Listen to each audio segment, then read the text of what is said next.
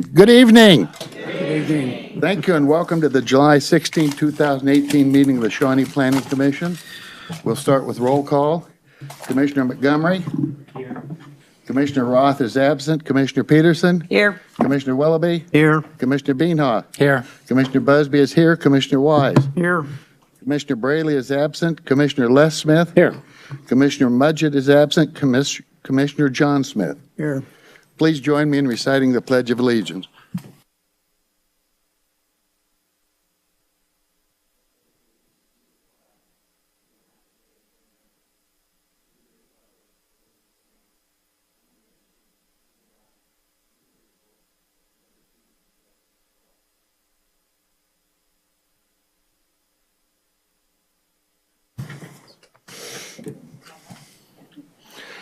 Consent agenda items 1 and 2 are listed under the consent items agenda. Unless there's a request to remove one of these items from the consent agenda, the items will be approved in one motion. Is there a request to remove any items from the consent agenda? If not, is there a motion to approve the consent agenda? Commissioner Wise? I'll make a motion to approve the consent agenda items. Recommendations. Is there a second? Commissioner Willoughby? I second it. The motion is second to approve the consent agenda subject to staff recommendations. All in favor say aye. Aye. Opposed, nay. Motion carried. Next items are new business. First items, Z031807 and pre-plat 071807, rezoning from R1 Single Family Residential to PSF Planned Single Family and preliminary plat approval for a 60.46 acre parcel of land on the south side of the 12400 and 12900 blocks of 71st Street. The application is filed by KER ES1 LLC for KSF Holdings, the owner. Doug? Good evening, Doug Allman, planning staff. I'm going to cover the rezoning factors tonight, and then Mark will go over the preliminary plat application. The requested area of rezoning is a 60.46 acre property located in the 12400 to 12900 blocks of West 71st Street. The applicant requests rezoning from R1 Single Family Residential to PSF Planned Single Family. The request is to redevelop the remaining portions of the former Kenneth Smith Golf Course, which was a private course. The property currently contains the uninhabited Ken Smith home and a number of outbuildings formerly used for the manufacturing of golf clubs. A stacked stone fence is located along a portion of 71st Street. 71st Street was constructed as a city project with some proceeds from a street improvement benefit district. Improvements along the south side of 71st Street were limited to the installation of curbs and gutters to leave the fencing in place along 71st Street in front of the Kenneth Smith property, as well as property further to the west. The site contains 3 ponds, and large areas of the property are open fields. The south side of the property contains a creek and large areas of wooded open space. There is an overhead power line that crosses the northeast corner of the site. Property to the north of the site is zoned R1 and is developed with single-family homes in the Windsor subdivision, as well as 2 properties on unplatted land. Property to the east is zoned PD Planned Development, which is the former zoning district used for what ultimately became the planned single-family designation.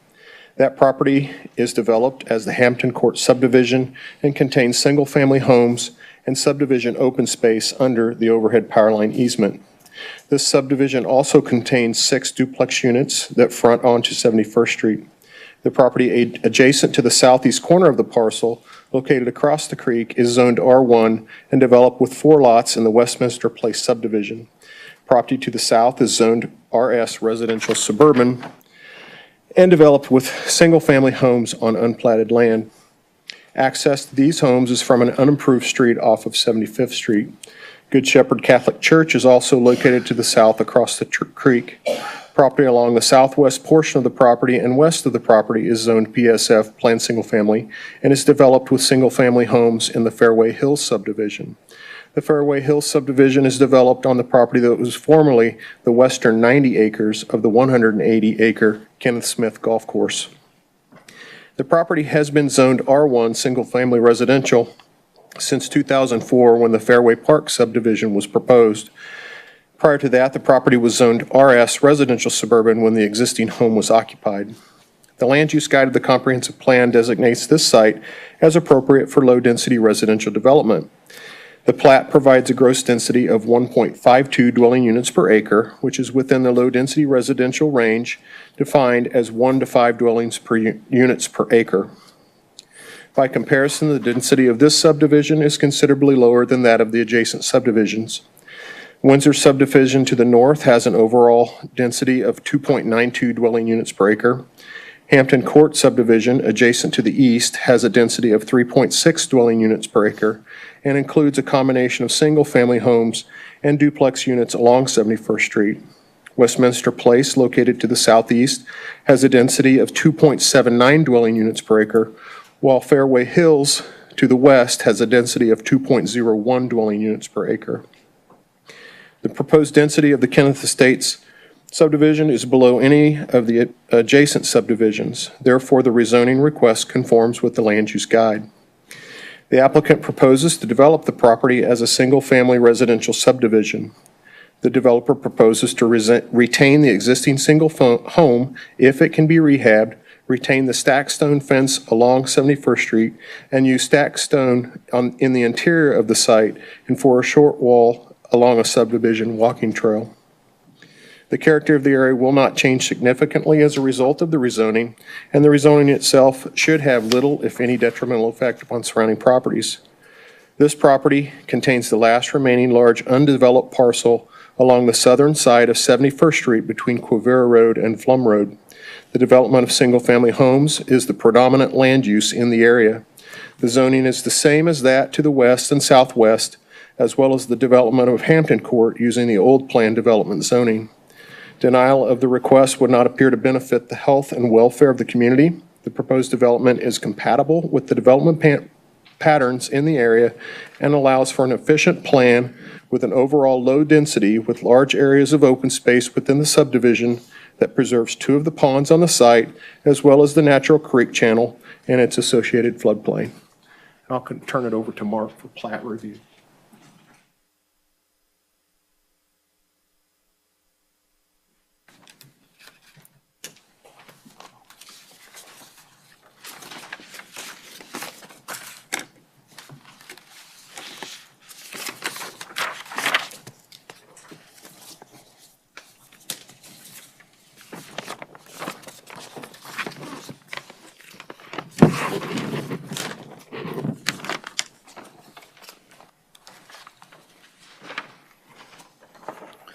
Good evening, Mark Zilsdorf, planning staff.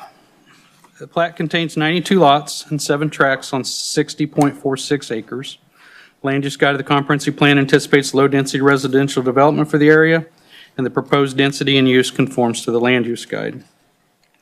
All bulk requirements have been satisfied. The plat contains 92 residential lots that range in size from 7,989 square feet to 28,367 square feet, exceeding the minimum lot size of 6,600 square feet. It should be noted that only 5 of the 92 lots are less than 9,000 square feet in size, which is the minimum lot size required in the R1 zoning district that the property is currently zoned. Lot frontage widths range from 60 feet to 242 feet as measured at the street right-of-way line or at the building line for those lots within a cul-de-sac or on a curve with a radius of less than 300 feet. In accordance with the ordinance, no more than 1/3 of the lots can be between 60 and 65 feet in width, and at least 1/3 of the lots shall be greater than 70 feet in width. Only 14 lots, or 15% of them, are between 60 and 65%, and 66 lots, or 72%, are greater than the 70 feet in width. Front building setback lines are platted at 25 feet, and side yard setbacks shall be a minimum of 7 feet, with rear yard setbacks at 30 feet. All lots meet or exceed the minimum requirements in the PSF zoning district.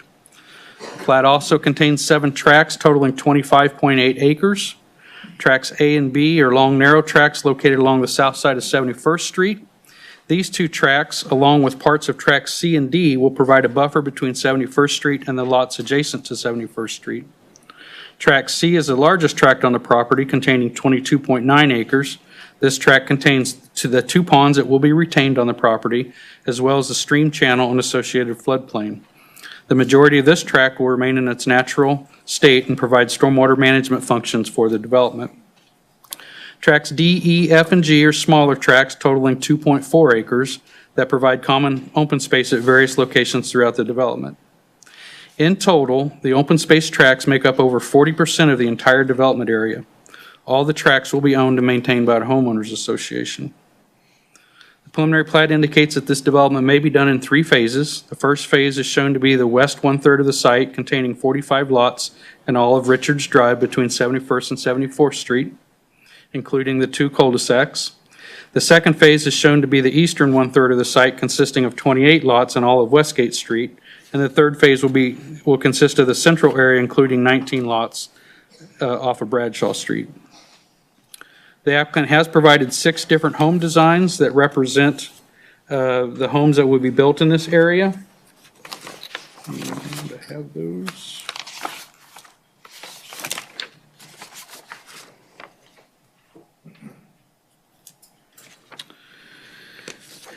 Additional designs may be added later, including some custom home opportunities. According to the applicant's description, the homes will be divided into 3 pods, each containing slightly different character and size. The east pod will include the residences of approximately 2,000 to 2,500 square feet. The west pod will include residences in the range of 2,500 to 3,000 square feet. And then the center pod will include residences of more than 3,000 square feet and will include some custom home opportunities.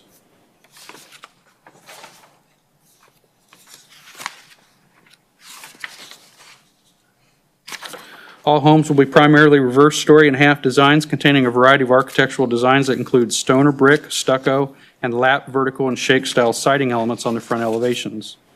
In accordance with SMC Chapter 17.23, no more than 20% of the homes constructed within the development shall use the same front elevation. The applicant has indicated the development will be maintenance provided, meaning the homeowners association will manage a maintenance program that will include mowing, shrub trimming, and snow removal from driveways and walkways. There will be 4 points of access serving this subdivision. Access will be provided from 71st Street at Richards Drive, Bradshaw Street, and also Westgate Street. Richards Drive will extend from 71st Street South to connect with the existing 74th Street stub in Fairway Hills. This will complete the street network serving Fairway Hills in this area. Bradshaw Street will extend south from 71st Street and intersect with 71st Terrace, which will terminate in 2 short cul-de-sacs. And Westgate, located on the east side, will extend south from 71st Street and terminate in a cul-de-sac. The proposed lot layout, the points of access, and street network for this development are acceptable for circulation and public safety purposes. The City of Shawnee requires a traffic impact study when a proposed development generates 100 vehicle trips during the AM or PM peak period, according to the Institute of Transportation Engineers Trip Generation Manual. Developments generating less than 100 trips in the peak hour are unlikely to have a large enough impact on the surrounding roadway network to warrant an in-depth study. This development will generate approximately 70 trips in the AM peak hour and 95 trips in the PM peak hour. Since these numbers are not above the 100 vehicle per hour threshold, a detailed traffic study was not required by the city traffic engineer. The existing roadway network has enough capacity to handle additional traffic this development will generate. No new traffic signals on 71st Street will be required as part of this development based on anticipated traffic volumes on 71st Street and the 3 public streets accessing the proposed development. The intersection of 71st and Flum will see an increase of traffic as a result of this development. However, this intersection is under capacity and will be able to absorb the increase in traffic without any significant level of service.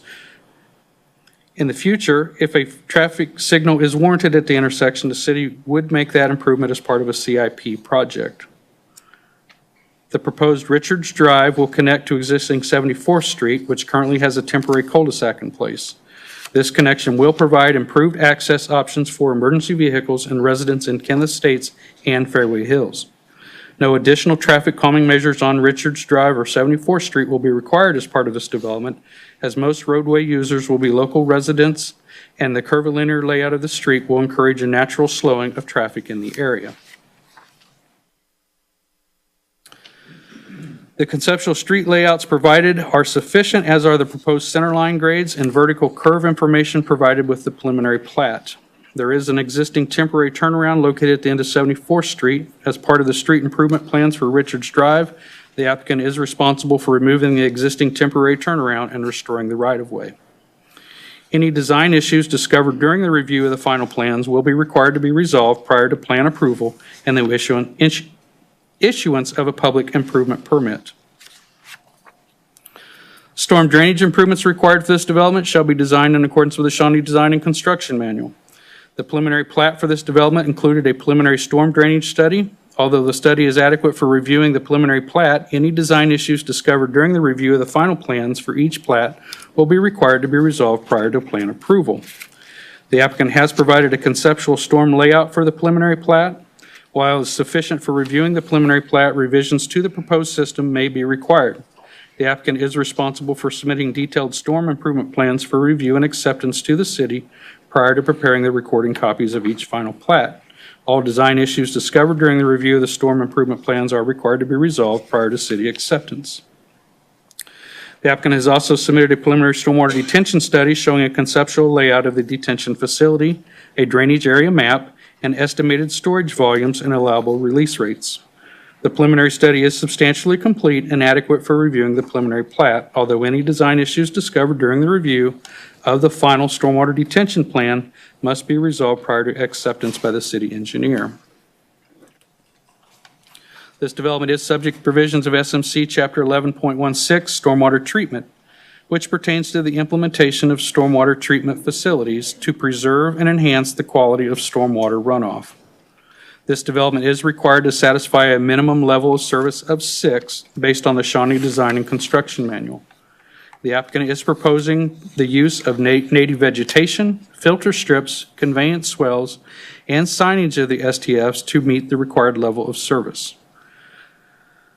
The STF requirements for this development will be addressed as a whole and not broken into individual requirements for each plat, and as such, at final build-out, all STF requirements for the development will be satisfied upon completion of the last final plat improvements. This development is also subject to provisions of SMC Chapter 11.32, Floodplain Management, which pertain to the development within a special flood hazard area as designated by the Federal Emergency Management Agency, and the provisions of the Shawnee Design and Construction Manual, which pertain to the development within other flood-prone areas. As part of the subdivision grading plan to be approved prior to the recording of the final plat, the landowner is responsible for identifying the base flood elevation for the 1% annual chance flood based on both the existing development conditions and the ultimate or future development conditions of the watershed at the upstream corner of all lots adjacent to the limits of the 1% annual chance flood. The minimum low opening required for all new structures and additions to the existing structure shall be a minimum of 2 feet higher than the base flood elevation based on ultimate development conditions.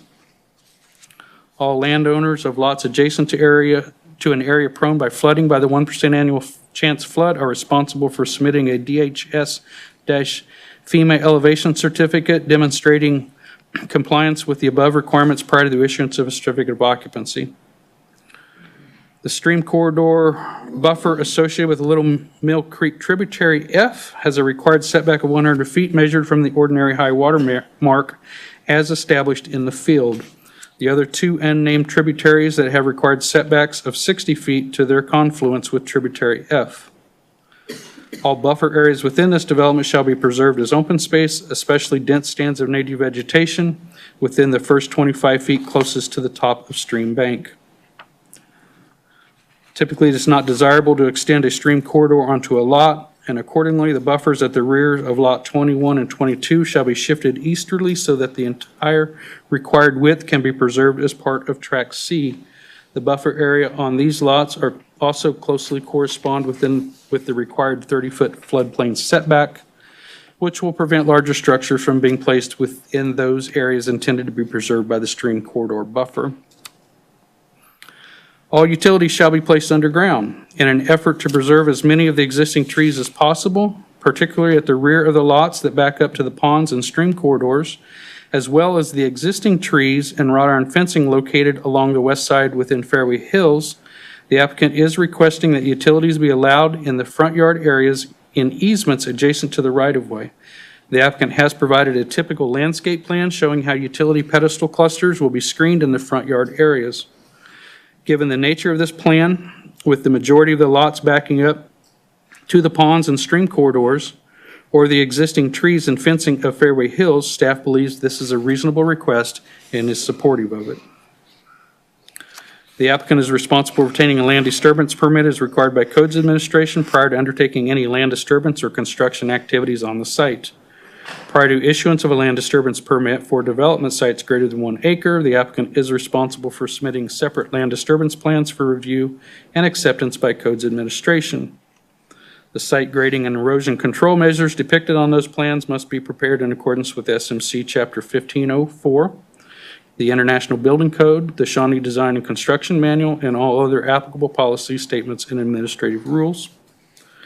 The applicant is responsible for submitting a site-specific stormwater pollution prevention plan prepared in accordance with SMC Chapter 1504, the International Building Code, the Shawnee Design and Construction Manual, in compliance with the Kansas Department of Health and Environment General Permit for the U.S. Environmental Protection Agency's National Pollutant Discharge Elimination System Permit for stormwater runoff from construction activities.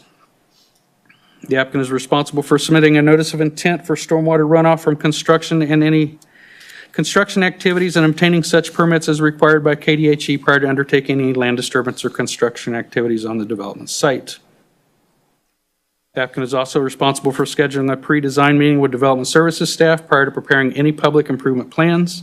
Individual sets of the final street, final storm drainage, and final street lighting plans must be submitted to the city for review and approval prior to commencing construction.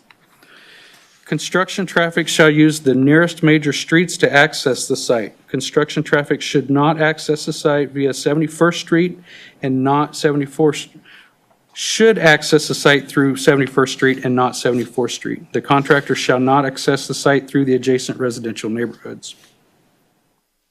All fire hydrant with fire flow with compliant fire flows and fire lanes as required by the fire department shall be approved prior to issuance of a building permit.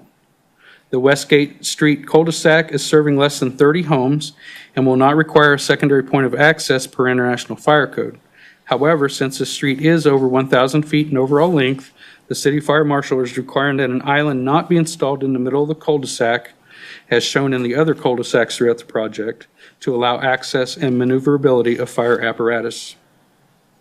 This development is subject to provisions of Shawnee Municipal Code Chapter 1226, which pertains to the city's excise tax on new subdivision plats. The total estimated excise tax for this development, less any credits, is $566,267, based on a rate of 21.5 cents per square foot. 71st Street is adjacent to the north side of the development and was improved as part of a street improvement benefit district. As such, it is eligible for a credit of $199,164, which reduces the estimated excise tax to $367,102. The developer may enter into an excise tax abatement agreement with the city that would allow for the suspension, partial or in full, for the excise tax that is due. This subdivision is subject to provisions of Shawnee Municipal Code Chapter 12.14, Park and Recreation Land Use Fund. Open space fees in the amount of $400 per residential lot, or $36,800, shall be paid prior to the issuance of a building permit. As far as staff's recommendation, staff recommends approval of Z-02-18-07, rezoning from R1 Single Family Residential to PSF Planned Single Family, subject to the following condition. Number one, approval of the rezoning by the City Council and publication of the rezoning ordinance as required by state statute. Staff also recommends approval of pre-plat -07-18-07 preliminary plat for Kenneth Estates, subject to the following conditions. Number 1, acceptance of the dedications on the final plat by the Shawnee governing body and recording of the final plat with the Johnson County Register of Deeds shall be completed prior to issuance of any building permits. Number 2, the preliminary plat contains 92 lots and 7 tracts on 60.46 acres. Number 3, all bulk regulations of the planned single-family zoning district shall be met. Minimum lot size shall be 6,600 square feet, with no more than 1/3 of the lots having a lot frontage of 60 to 65 feet in width, and at least 1/3 of the lots having lot frontages greater than 70 feet in width. Front setbacks of 25 feet, rear setbacks of 30 feet, and side yard setbacks of 7 feet shall be maintained. Number 4, the applicant shall submit final copies of the Declaration of Covenants, Conditions, and Restrictions, and the Homes Association documents that include provisions for the ownership, administration, and maintenance of the common tracts with the application for the first final plat. Number 5, in accordance with SMC Chapter 17.23, no more than 20% of the homes constructed in this development shall use the same front elevation. Number 6, the public street improvements, street lighting system, and storm drainage improvements required for this development shall be designed and constructed in accordance with the standards of the Shawnee Design and Construction Manual and is detailed within the staff report. Number 7, the applicant is responsible for submitting detailed street light, and storm improvement plans for review and acceptance by the city prior to preparing the recording copies of each final plat.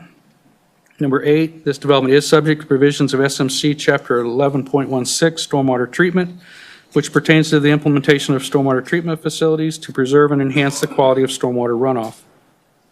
This development is required to satisfy a minimum level of service of 6 based on the Shawnee Design and Construction Manual.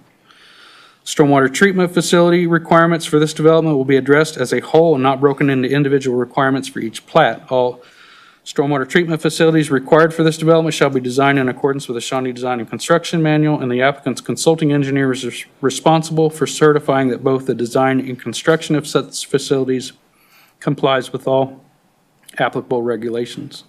Number 9, this development is subject to provisions of SMC Chapter 11.24, stormwater detention, which pertains to the construction and maintenance of on-site stormwater detention facilities.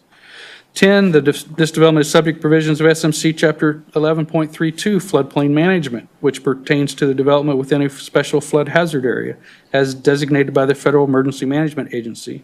The provisions of the Shawnee Design and Construction Manual, which pertain to the development within the area, other flood-prone areas, and as detailed within the staff report. Number 11, all utilities shall be placed underground. Number 12, telephone, electric, and cable service utility pedestals will be allowed within the front yard area for this development to preserve existing trees along the rear of the lots.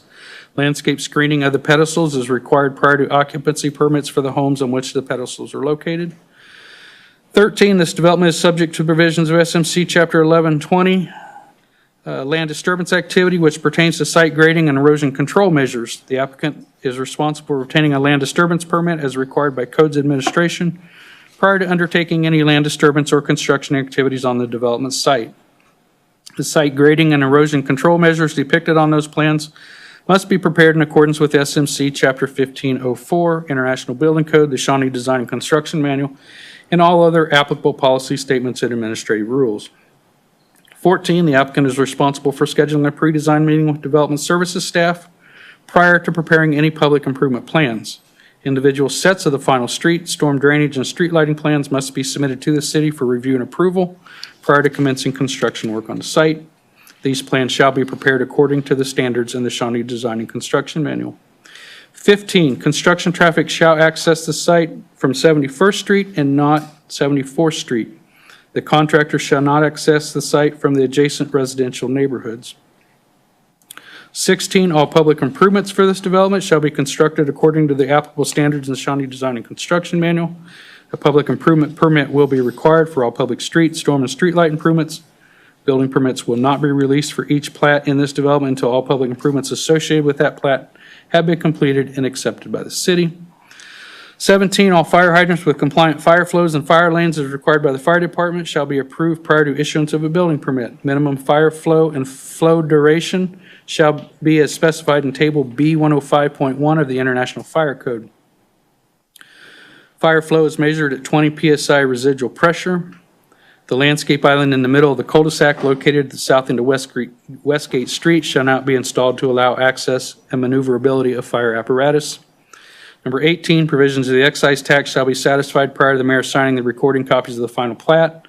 The developer may enter into an excise tax abatement agreement with the city that would allow for the suspension, partial or in full, of the excise tax, provided the final plat is approved and recorded prior to expiration of the suspension of the excise tax as set by the city. This agreement between the property owner and the city shall be created, agreed upon, and executed prior to obtaining the mayor's signature on the final plat. Number 19, open space fees in the amount of $400 per residential lot, or $36,800 total, or the current open space fee rate in effect at the time a building permit is applied for, shall be paid prior to issuance of a building permit as provided by SMC 12.14. And number 20, the applicant is responsible for obtaining all such permits as may be required by all federal, state, and local agencies, including but not limited to the Kansas Department of Health and Environment, Kansas Division of Water Resources, and the U.S. Army Corps of Engineers. That concludes staff's presentation of the staff report. Thank you, Doug, and thank you, Mark. Is the applicant present? If you come forward and state your name and address, please. Good evening. My name is Jeff Alpert. I am a principal with the Alpert Companies, LP. Our address is 4601 College Boulevard, Leawood, Kansas. Are you in agreement with staff recommendations? Yes, we are. Thank you very much. Let me first of all introduce some members of our team who are here tonight.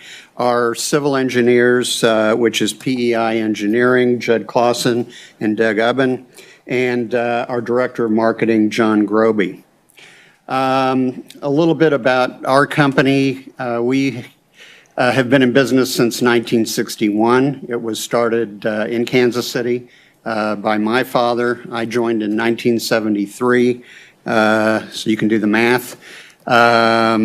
We have worked throughout the Kansas City area doing a variety of projects. Our development philosophy throughout the history of our company has always been to find a really high quality site, a really great piece of property, and try to do the best thing for that site and for the surrounding area. Some of our recent projects you might be familiar with. They include retail. We were involved in Hawthorne Plaza at 119th and Row. We did Park Place, the mixed-use development at 117th and Knoll. We have done multifamily. We're actually doing a multifamily project in Lenexa right now, the Fairways at City Center. And we've done a number of residential developments, including Quail Valley in Overland Park, Hawthorne, the Hawthorne community in Overland Park, and the Woods Villas and Estates in Leawood. And that brings me to why I'm here tonight. In our never-ending quest for great sites, we came upon the Kenneth Smith opportunity. It kind of takes me back to my teenage years when I was trying to learn the game of golf, and I still haven't really figured it out, but I had a real close friend whose father was an excellent golfer, and over at his house one day, and he happened to show me a brand new set of golf clubs that his father had acquired, and they had the Kenneth Smith stamp on them. So that was my first knowledge of Kenneth Smith and the level of quality that he put into his clubs. And when we found out the property was available, we thought it was a great site, it was in a great neighborhood, and we wanted to do what was best for that property. We understood the historic nature of it, and it was clear to us pretty quickly that residential and single-family residential was what belonged on that site. We loved the woods, we loved the rolling nature of the property, the trees, the ponds, and we wanted to do something that preserved that as much as possible and gave people the opportunity to have a residence in that area that took advantage of those natural attributes. So that's why we're here. I certainly don't need to repeat what the staff has already gone through in terms of what we are proposing. A couple of other comments. First of all, going back to the historic nature, I believe the staff report does mention that it is our intent to try to acknowledge the history and acknowledge what went on the site. We do intend to maintain the stacked stone walls along 71st Street and try to add a little bit of that in the interior of our development. We also are hoping to rehabilitate the Smith home and bring it up to date. It needs a lot of work, but it has beautiful character, and we really want to see it preserved and hopefully find a family who can move into it and enjoy it. The other thing I want to mention, which I believe is pretty much common knowledge, due to the manufacturing nature of the use of the site, there are some environmental issues. The current owner did address some of them. They did some containment of environmental issues.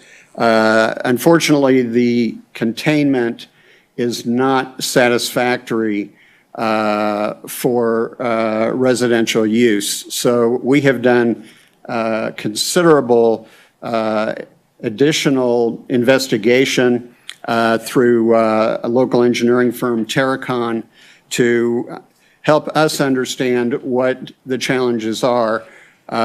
We believe the structures other than the home on the site are not really salvageable. So we intend to remove them, possibly utilizing some of the stone that's incorporated in them for other uses if it can be done. There are a few areas, there is some metal under the main manufacturing building that needs to be removed. There is some asbestos in the building. The buildings were built, I believe, in the 40s, and that has to be addressed. And then, because of the golf course that existed on the site, there is some residual pesticide material, primarily on some of the tees and greens, and we've had them all tested, a little bit in the fairways. And so we will be removing some of the soils down to acceptable levels. We will be working with KDHE, the Kansas Department of Health and Environment. We'll be doing all this work under their jurisdiction, and we believe that when we're through, we will have a clean site that is more than suitable for residential occupancy. So with that, I'm happy to answer questions. I really look forward to the opportunity. I must admit this is my first venture in the city of Shawnee. I have to compliment the staff. They have been extremely helpful, not necessarily easy, but helpful in guiding us through the process thus far. And it's been a very positive experience. So with that. Thank you, Mr. Albert. Does the commission have any questions for applicant or staff? Commissioner Peterson. My first question is, are we strictly talking about the pre-plat Or are we strictly talking about rezoning, or is it going to be Actually, I blended? believe we're talking about both. We can lump it together. We will have to have separate motions for the pre-plat as well as the zoning. We'll have separate motions. Then my question is for the developer. Very fine. On the west side of the property, the Richards Drive, you have the two cul-de-sacs, and the one that is entitled for 62nd Street. By the way, I understand the curvature, trying to slow down traffic and things like that. We appreciate those initial efforts. This cul-de-sac, I am looking at it, that it's roughly 32 feet from the existing subdivision. And I understand that those houses are going, I'd be curious to know, obviously a house hasn't been placed on that property, but that's a cul-de-sac. I happen to live in a cul-de-sac across 75th Street, and mine is the reverse pie, so I don't have any street access, but I'm afraid that's going to become a parking lot in between driveways. And so anybody coming in to visit those people or anything like that, the headlights, do you have any suggestions on how we may look at that so that we can not have that? They're not looking at a backyard. That's one thing. They're looking at people coming in and out with headlights flashing at whatever time. I was just curious if you had any alternatives for that, or if that was, I realize this is not a final plan, Right. but I was just curious. Well, two things. First of all, we are exploring pulling the cul-de-sac bulb a little further east to create a little more distance between the edge of the cul-de-sac and the property line, and creating a tract along that back area. And then we would do enhanced landscaping along that with dense foliage, so that when cars do drive in and turn, particularly at night, it will hopefully go a long way toward blocking the headlights. And, I mean, we have a sketch of the change that we're proposing. Do you want to? If you don't mind me interrupting here, would a stacked stone fence keep within what you're doing on the rest of the property, and yet it would be for all months of the year, keeping the lights from going into the back of these people's house? Would you consider that? Excuse me, No, you're Commissioner fine. Peterson. I mean, that's certainly a possibility, and maybe we do a combination. You know, if we do dense evergreens, I think that's going to be very helpful. But, you don't have to, well, of course, now with trucks and SUVs, the headlights get a lot higher, so the wall would have to be a lot higher. But it's definitely something we could explore. Mark, I'm going to have to ask for your assistance. The computer locked on me.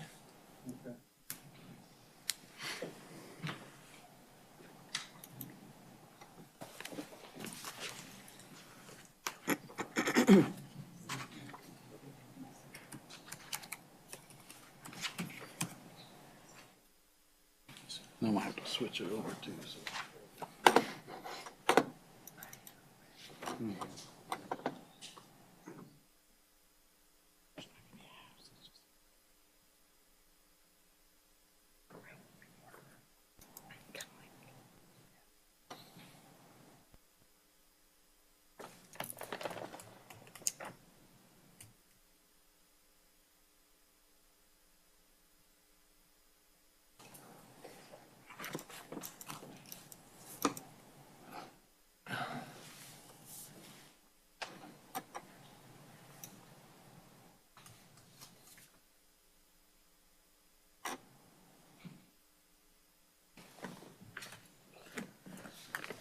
Can I ask a question?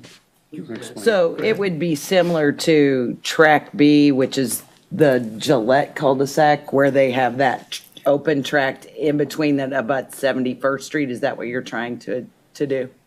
Yes, my name's Judd Clausen with Phelps Engineering, 1270 North Winchester, Olathe, Kansas, for the record. Thank you. this is just, this comment was brought up in a public meeting that we held last week. Some of the neighbors were concerned about that, so we're looking at ways where we could pull that cul-de-sac back to the east a little bit and introduce some additional room for landscaping and a track. That track would not be unlike the track that we have on the east side of the property at the end of that cul-de-sac where there's a track there as well. So trying to make tweaks like that, and as I understand, that's part of, like this tract here on the end of Westgate, and to try to provide additional buffering and landscaping in those areas by pulling those back. So then all of the cul-de-sacs would have that same except for the little bulb and the one in the middle. Because it appears the one at 71st Terrace has that, Gillette has that, and Westgate has that, and now 72nd Terrace would have it as well. Exactly. Thank you. Any other questions for applicant or staff? Sure. Commissioner Les Smith? Thank you, Mr. Chairman. A question initially for the developer, because you referenced the public meeting the other evening. I was there. You did a nice job.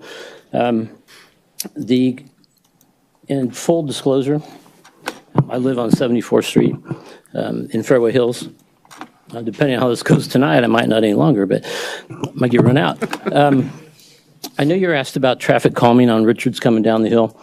And, some might think that's based on, an unproven fear, but in talking with my neighbors, they all seem to have experience with the traffic coming down Hauser. And it is a real concern, for years and years, the folks, whether they were, kind of conned by an unscrupulous realtor or didn't look at it or thought, it would never happen. The fact of the matter is, I think we've all come to realize there's a date and time where the street's going to be connected, and I think this plan offers it to be that time. That being said, you're going from one extreme to the other. Have you given any thought to traffic calming devices and what you can do? And that was something that was brought up at that meeting, and those are things that we would be certainly willing to look at with the city staff. There's good traffic calming measures and engineering principles that must be followed, and there's bad ones. And we certainly want to follow the city requirements for such, but we would definitely be interested in exploring those options as part of the final design. I guess I'm looking for a commitment. One yes vote might not mean a lot to you, and may or may not, but I'm in a position to where, I fully support your project, but then I also can't throw my neighbors under the bus, if you will, and it's going to be an issue. There's 2 or 3 alternatives that I discussed with staff right before we came in here. If you could just commit to us that you will install some sort of traffic calming device on the lower third or so of Richards Road, I think that would go a long ways.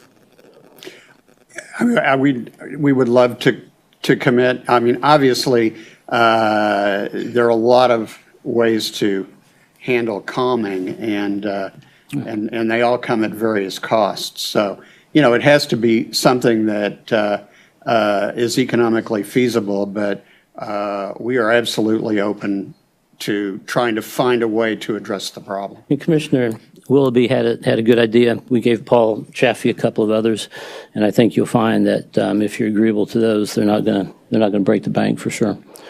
The other issue, and it's really more of a comment because I can't speak to it specifically, and I know you've just submitted preliminary drainage plans and whatnot. If I could, it's really just kind of a note for staff maybe. There's some thought that the detention basins put in on the south side of 74th Street by the developer may have silted in a bit before they left the area, and that there might be a couple of feet of silt in those detention basins. And one of the neighbors gets water to his property line, which is level with his house now. So if perhaps, I don't know if we shoot those, I don't know if we compare what they were, what they should have been in calculating what needs to be held upstream, but I'm sure the neighbors would appreciate being able to sleep at night. That's it. Thanks. Okay. Any other questions for applicant or staff? Commissioner Bienhoff? Yes, a question for applicant. You mentioned that you had some public meetings. I'm curious if you could share some of the concerns that were raised and some of the improvements that you made based on that feedback. There were a lot of questions asked, and hopefully most of them were answered. I think this issue of 74th Street came up, stormwater came up, traffic on 71st Street was part of the discussion. Wildlife was part of the discussion. In terms of solutions, since it was less than a week since we had the meeting, we really haven't had a chance to come up with concrete, fully formed solutions that we've been able to put numbers to. But I think what we can say is that we tried to listen very carefully, and I think any reasonable concern deserves to be explored, a solution for which deserves to be explored. Thank you. And follow-up question? Please. Unrelated to the first question. On the maintenance provided, I think it read that it would be mowing and driveway and sidewalk removal. Does that also include watering of yards, or will that be on the landowners? Typically, the way we do that, the lawn care company that we use will we will require the controllers on individual homes to be mounted on the outside of the home so that our landscape people have access to it and control the watering. The resident pays the water bill. Thank you. Commissioner Montgomery. Question for staff, just as to process here. This is a preliminary plat, so conceivably there could be changes, and it comes back a final for our approval. That's correct. The process tonight is obviously to consider the rezoning of the property, and along with that, the preliminary plat. The preliminary plat allows, obviously, for a preliminary design, layout, preliminary engineering studies, and then they will come back in with a final plat for the lot layout with final construction plans and engineering. Any other questions for applicant or staff? Commissioner Bienhoff. A question for staff. The signalization of 71st and Plum is not included as it's not warranted today, as I understand. That is correct. Is that currently on the city's CIP?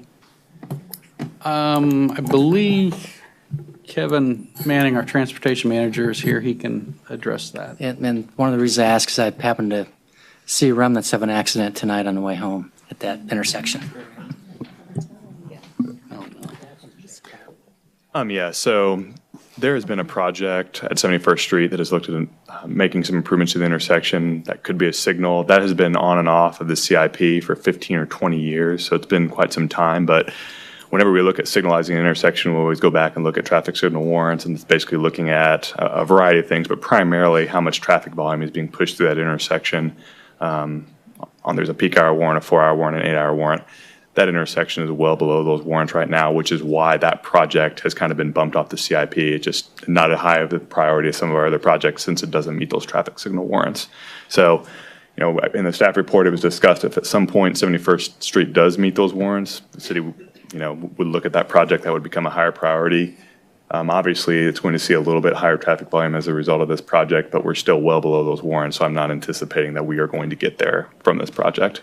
And since this entire area is relatively developed, it's hard to see a path that will ever meet a warrant, but it's always a possibility.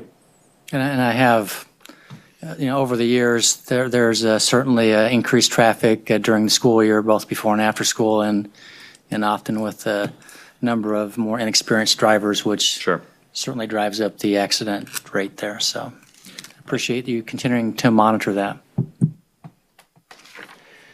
Thank you. Commissioner Peterson.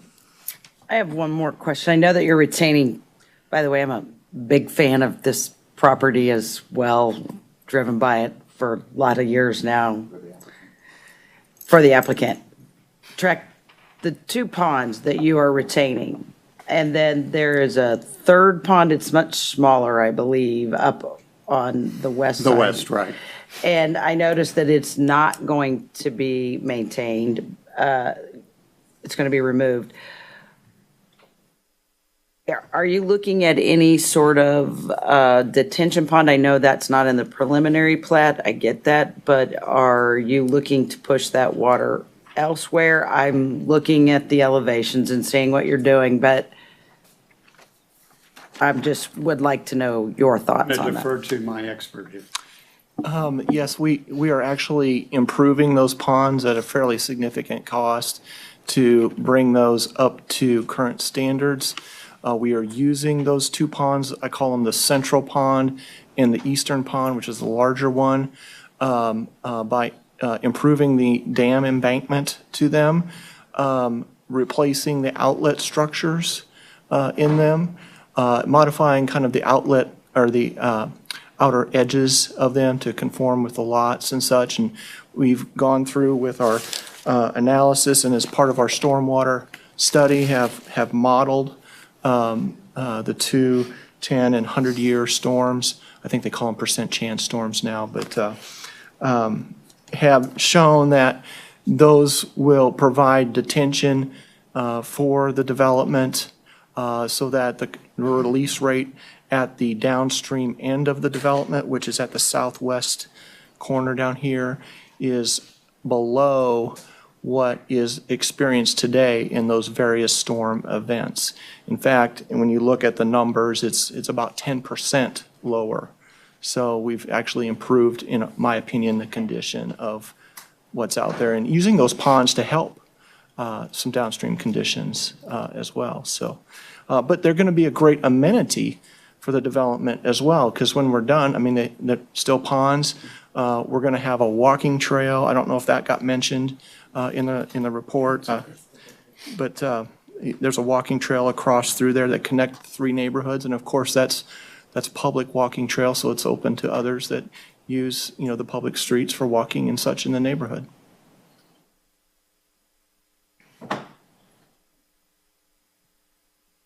Any other questions for applicant or staff? Like to note to applicants, and I need to ask staff this question. Phase 3, which is this center phase that's really kind of, we haven't heard a lot on it other than some of them may be custom homes. Likewise, they would have to come before us and meet all stuff on that, correct? That's correct. Okay. Any other questions for applicants or staff? Oh, Commissioner John Smith. I guess this is a question for the developer. There's considerable common area here, like the ponds and so forth. How do you propose that the homeowners association have sufficient funds to take care of these amenities in the future?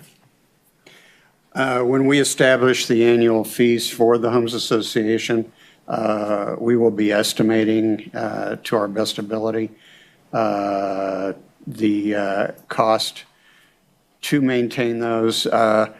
The forested area along the south portion of the site, we would expect to disturb as little as possible or not at all, and leave it in its natural state.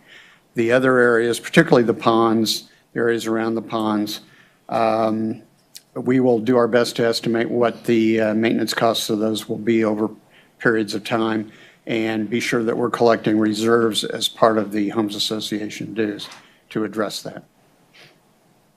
Mr. Chairman, could I have a follow-up? Please. Well, I happen to be president of the homeowners association. I know the struggles we go through in budgeting and taking care of the area. And when do you propose, I know staff will look at it eventually, but when do you propose to turn over the common areas to the homeowners? Typically, we turn them over when we get to somewhere around 95% of the homes sold. Thank you. Any other questions for applicant or staff? If not, Mr. Alpert, I want to thank you for bringing your project in front of us, and hopefully welcome to Shawnee. Thank you very much. At this point in time, we'll have a public hearing on the rezoning.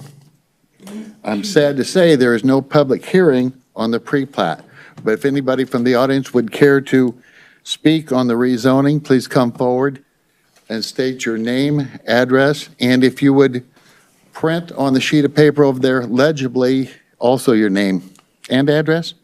Yes, Name and address, please. that's correct.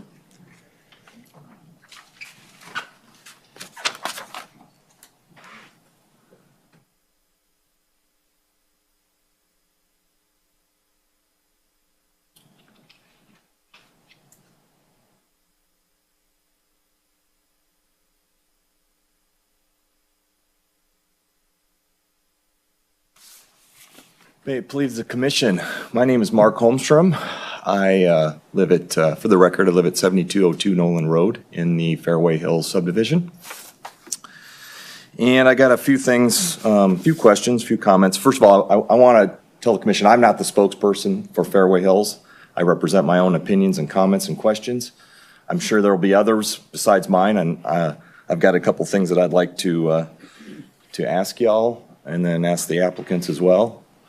I don't have any personal connection or story to the Kenneth Smith property personally, other than the fact I've lived in the subdivision for 15 years and I'm raising small kids that go to Good Shepherd and walk to and from school. So it's about my kids. There was a lot of information that was presented. I don't have any of those facts and figures. I don't have any of those studies. I have nothing other than what I just heard. So I have two questions, two different subjects, and I'm trying to rectify it in my own brain exactly how we came to that. So the first one is, there was a discussion regarding units per square foot and comparing this development with subdivisions that are in close proximity to this plat. And what I took from that was that this is significantly lower than what is currently around the property. And I'm just curious, because it wasn't mentioned, did the plat area or the developed areas, Kennestar, did that take into account the entire mass? Or did it just take into account the usable developed space for the houses? Because that would make a difference on your calculation. That's the first question I have. Mark, would you like to answer that? Sure. Mark Silsdorf, planning staff. Land use density is calculated using the total area of the project, including open space, tracks, streets right of way, and then that total area with the number of units that are on it. And those densities are calculated that way, the same way throughout the city. So when we compare numbers from one subdivision to the other, those are apple-to-apple comparisons. So are you, that response went right over my head, and I apologize. So are you using the entire, Yes, there'd be 92. 90 acres. 92 units, 92 dwelling units on 60.46 acres. okay. So the other 30 acres is not being used for anything. So you're just simply basing your calculation on where the houses are going to be built. No, there's, No. the project site, the rectangular project site is 60.46 acres. Okay, There's 92 residential lots on that. okay, That calculates to 1.5 something dwelling units per acre. okay. So it's a much bigger mass for smaller houses, right? No, No? no, Okay. they're not smaller I don't think you houses. can draw that out of it. No. Okay. Well, what I'm trying to draw it out, what you're comparing uses practically every square inch of the subdivision areas for their houses. I guess that's the point I'm trying to make. You've got a lot here that you're dealing with. And I might be wrong, that's why I'm asking the question. It has nothing to do with the square footage of the homes or square footage of the lots. Okay. It has to do with how many lots there are On what is within- being developed for houses. of the entire project. So I've heard that the entire project consumes 90 acres. No, that's not correct. Or how much is it? It's 60.46 acres. And how much of that is being used for houses? I don't know the square footage. I can tell you that 40% of the area is contained within open space tracts. Okay, so your calculation is based upon what is being developed for the houses when we talk about this entire project? Our Mark? calculation is based on the entire Okay. 60 acres. I think I understand where you're coming from now. And Mark, that's the way it's calculated on Okay. every project in Okay. Shawnee. Thank you. Okay. And maybe that clarifies it for me. Thank you. The second question I have pertains to traffic. There was some discussions regarding detailed traffic study, peak area, 100 trips per peak area. I don't know anything about that. I honestly don't. There was some discussion that this would generate somewhere between 70 and 95. I don't know where you got that number. So I guess I'd like to know from the folks that put that together, where are they citing that from? Where are we getting these figures from? And I just look at it very simple. I go 92 houses, probably 2 conservative drivers per house, 180 some odd cars that are going to be going through there. You've got 1 entry point on 74th and I think 3 on 71st. And my concern is, if you've ever been in the Fairway Hill subdivision, you come in off of Hauser, and it's basically through the pool area, lots of people, and then you're going to take a pretty hard right to go up to 74th. Mr. Holston, we have a traffic engineer for the city here that decided that. Would you mind answering the question, Mark? Is it Mark? Kevin. Sorry, Kevin. Yeah, so when we're looking at our traffic study, as mentioned in the staff report, we're looking at meeting a certain threshold, and that threshold is 100 vehicles in the peak hour. And the reason we have that threshold is so we have a uniform, consistent approach to all of our developments. And those numbers are derived out of the Institute of Transportation Engineers Trip Generation Manual. We're on our 10th edition. And so basically, in that edition, there's basically a variety of studies that have been done nationwide looking at all kinds of developments, whether it's a shopping center, whether it's office, whether it's multifamily, whether it's single family. And basically, for single family, there's a lot of different studies, and they basically draw essentially an average line through that. And so we take whatever that average is and apply it to whatever the development is. In this case, it's all single family. And so good rule of thumb is single family will generate about 1 trip in the peak hour and about 10 trips total daily. So part of this development, that's why we've got we have 92 tracks or 92 units basically. So we're anticipating about 92 to 95 vehicles in the PM peak hour, around 70 in the AM peak hour, and then total throughout the entire day, we would anticipate this development to generate approximately 920 to 950 vehicles total over a 24-hour period. Thank you, Kevin. Mr. Holston, do you have any other questions? Yes, I do, because I'm wondering if that's actually correct, why are we not just going to go ahead and take our construction trucks through there then? Why is that being carved out if it's safe? I believe I'll let the traffic engineer answer that. However, I think I may have the answer, and that is one of them, the road on 71st Street would be built to withstand a lot more traffic and heavier traffic. Some of the other streets over there would not. So it would generally tear up the streets if they're running heavy equipment on them. On 74th? Because that's what I'm interested in. You said no construction trucks on the 74th Street entry. So I just want to make sure that I got that right. That is correct, isn't Yeah, it? so I mean, generally too, city staff will look at what the optimal route is for trucks to take. And what we're primarily looking at doing is putting those trucks on routes that are better able to withstand that traffic. And that really ties back to our city municipal code and truck routes. Trucks are required. There are certain truck routes within the city. Trucks can deviate from those truck routes, assuming they're taking the shortest path from the truck route to their destination. Thank you, Kevin.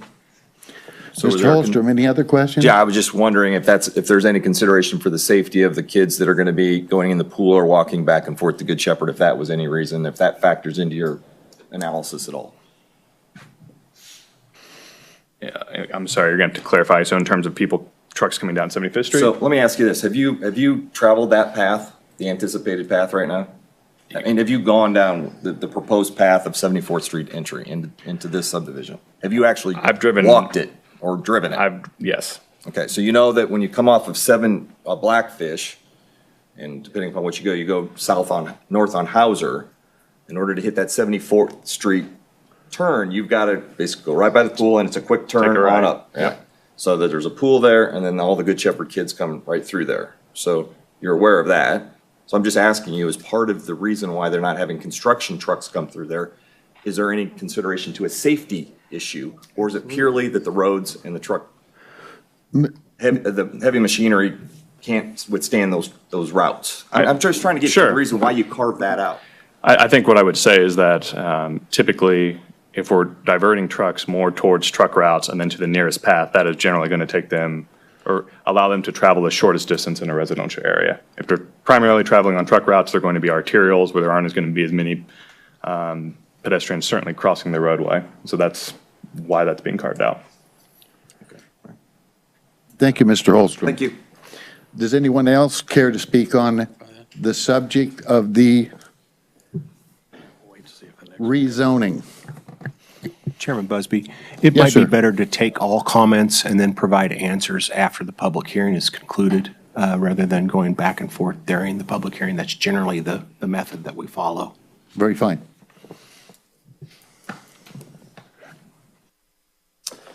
Hi, my name is Mike Schmitz. I live at 13021 West 74th Street. So obviously, this is going to have a big impact on me and my family.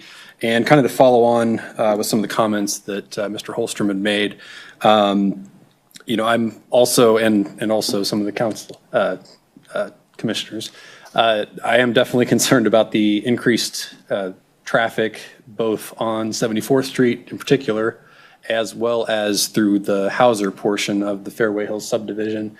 I would also like to see some traffic calming measures at the very least put on 74th Street to make sure that those vehicles are slowed properly going through this section where there are a lot of children. In addition to the pool, there's also the Fairway Hills playground where my children play. That's right near where all these additional traffic is going to be going through.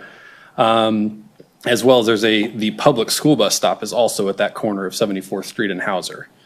So we have additional children at that time of day as well.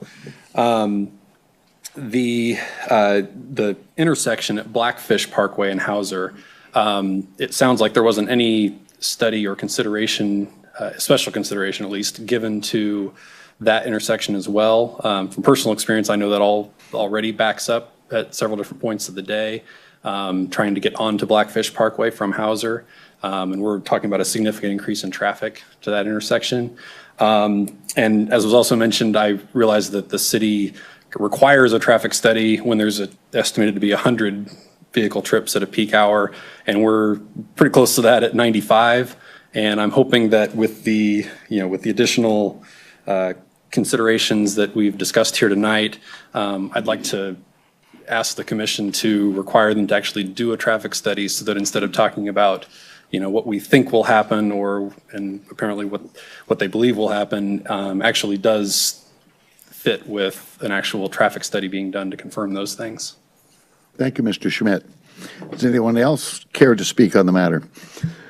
On the rezoning, please, if you limit your comments to the rezoning, that is the public hearing. Yes, sir. Sure, and to that effect, the rezoning relates to the increased density of the on that Correct. part of the property.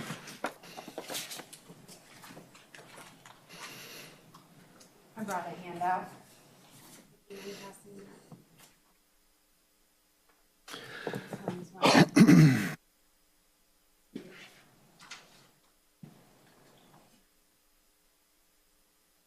Hello, my name is Wanda Stipek.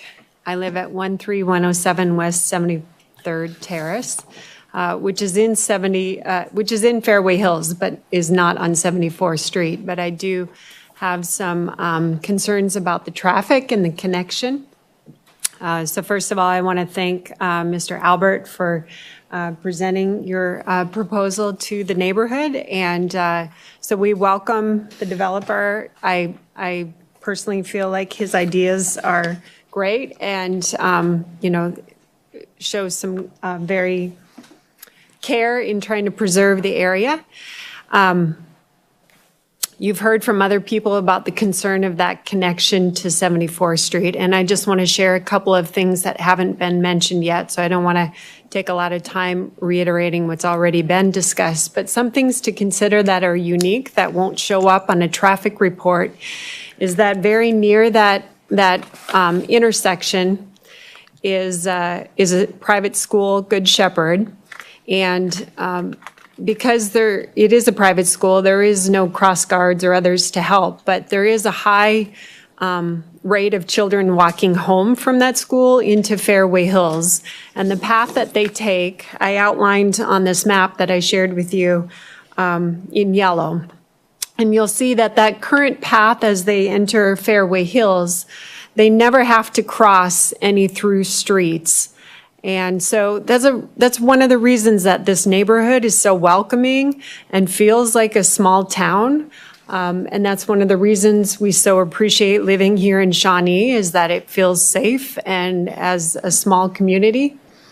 So those children can go that entire distance that I've outlined in the yellow without crossing any through streets, and it services a large neighborhood. And so because of that, there's a really high rate of kids walking home, and many of them quite young, all the way down to kindergarten. And so to put a through street at that location is probably going to push a lot of those families to choose to pick their children up instead of letting them walk home. And that really changes the dynamic of our community. When you put the kids in the cars instead of letting them walk, it decreases their exercise. It creates a lot more pollution. It creates a lot more traffic. And so that's one of the reasons we love where we live is that the kids can walk home from that school without crossing major streets. And so if you allow that to be a through street, we would need either crosswalks or something to allow them to keep doing that. And I don't see that happening. So I really plead with you to reconsider. And it's my understanding that the developer, and correct me if I'm wrong, but one of the comments you said was that this was something that the city asked for and not something that the developer felt was really needed. And so I would ask the city to reconsider that this really is a detriment to the surrounding area. I try to think of why would the city ask for that to be a through street? One likely scenario is for better access for fire departments and police, but really the fire and the police are to the east and north on Quivira. So they wouldn't be coming from the direction that you're connecting it to Fairway Hills anyway. And the other reason, besides the children who are walking home, is the reason that's already been mentioned, that through street would end up funneling traffic right near our playground. And that playground right now is used by a lot of small children in the neighborhood, and it's right next to Hauser. And so if you create a through street for that, that's really going to, limit the parents' confidence in letting their children play down there. And then finally, one thing that doesn't show up on either of these maps, neither this plot map or the map that I gave you, is that there is no other through street to the east of this location until you get to Quivira. So really all the houses to the north of 71st Street may start using this through street as a shortcut to get to Good Shepherd School or to other locations on that side of Blackfish. So, once again, I think there's some unintentional things involved here that you may not have already considered just from looking at these plats. Mr. Chairman. Can I ask a couple of questions? Commissioner Les Smith. Thank you. Mr. Stipek, two things. Just kind of one point on the EMS and whatnot accessing. A lot of times that has more to do with only one way in and one way out, because at the mouth of one of these streets, there's something that happens, there's a blockage, they can't get to the other parts. So that's generally preferred to have more than one way out. And on some of these cul-de-sacs, it's not necessarily True, it has to do a lot with the distance, but here's my question, and I am just curious as heck about this because I don't know the answer. But at the end of the school day, there's 10, 15, 20 cars parked on Hauser and 74th and whatever, and the kids walk down to the cars and then the cars take off. Who Yeah. are those cars? Yeah, so that's what I'm worried, that this through street will increase that as well. So what it is parents who don't want to wait in the car line, the carpool line, because that line starts backing up 20 minutes before school gets out. What they do is they come down and park in Fairway Hills Pool parking lot. They wait for their kids to walk that street, and then they pick them up there and go home. So that's a lot of the families that live further west. They come and pick up their kids at Fairway Hills Pool. Well, So I'm concerned that if there is a through street up to 71st, that some of the families that live north of 71st will do the same thing. They'll come down and park in our pool lot and wait for their kids there. So once again, there's some implications around the whole school issue that may not really show up in traffic reports and maybe wouldn't, affect other neighborhoods as much with a public school. But because there is no busing system, there's a lot of pedestrian traffic from the school. I think putting that as a through street would be a major detriment to the safety. And like I said, I think it's going to push a lot of parents to start driving their kids instead, and that's not really the lifestyle we wanted when we moved there. Thank you, ma'am. Thank you. Does anyone else care to speak on this matter? Please. If you'd state your name and address and write legibly on the little sheet. Thank you. Hi, my name is Jennifer Johnson. I live at 13013 West 74th Street in Fairway Hills subdivision. I have lived in the neighborhood for about 10 years. When we moved, we live on the 74th access, which they're wanting to, or the city or somebody's wanting to continue on. When we moved into the area, we were unaware that was eventually or planned to be a through street. Shortly after we moved in, we knew that may be a consideration. My children are fairly grown. I have, my youngest ones are close to middle school. My children do not go to Good Shepherd School, but my children do ride bikes. They do explore the community quite a bit. I have a concern with the increased traffic flow at 75th and Hauser. If you have ever been over there, there is a trail that, I think it's the Streamway Park Trails. So my children oftentimes will ride their bikes across, 75th Street to get on the trail. I have noticed in high traffic areas when there are people leaving the neighborhood to turn left, like say to go up to Good Shepherd or the Walgreens there, it's very difficult if you have somebody trying to cross the street right there. So I think the increased traffic would be a concern for children. And I don't know if the city has looked at that. And then my second situation on the rezoning is if you're increasing more hardscape, what is that going to do to the water flow into our area? My husband has had to build kind of a rock area to flow the water down from. And if I look at this map, down where we live, it doesn't look right because it looks like there's some water right where our homes are. I don't know, but like that pond, I don't know how to point it out to you, but I think that's a pond, but that's my neighbor's house. So I don't know if that plan is an up-to-date plan or if there's a problem with that, but it looks incorrect to me. I'm not an architect, I'm in healthcare, but that might be something that needs to be looked at. So those are my two issues on the rezoning. Thank you. Anyone else care to speak on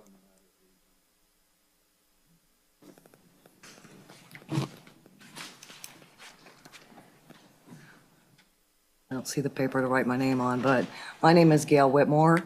I live at 7204 Long Avenue. I'm on the Hampton East Side. I'd like to speak about the traffic on 71st Street because being a lollygager and never on time for work, I get to see what happens on 71st Street when everybody's going to school. It already bottlenecks at Canaan Lake going from both directions. You have cars coming down, wanting to turn right, cars going up, turning left. I see we're going to build another street adjacent to Long, which I know this isn't zoning, but is in people's backyards, the street, when we talked about the cul-de-sac and the lights. So I'm concerned about that street and the traffic on there. There's kids that walk to school there. There's a blind hill that goes up towards Gillette. I'd also like to talk about the hardscape too, because a current already storm drainage is being blocked by the high density of the eastern side houses. My other concern is, why do we need to rezone? Why not build all the houses, the 92 using the full 60 acres instead of just 40?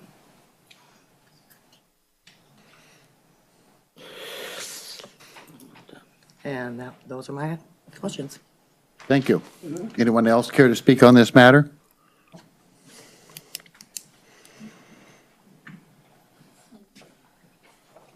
Rodney Hauk, 12807 West 7th Terrace. I live directly north of the Smith home. I've lived there for 40 years. I'm concerned about the traffic counts.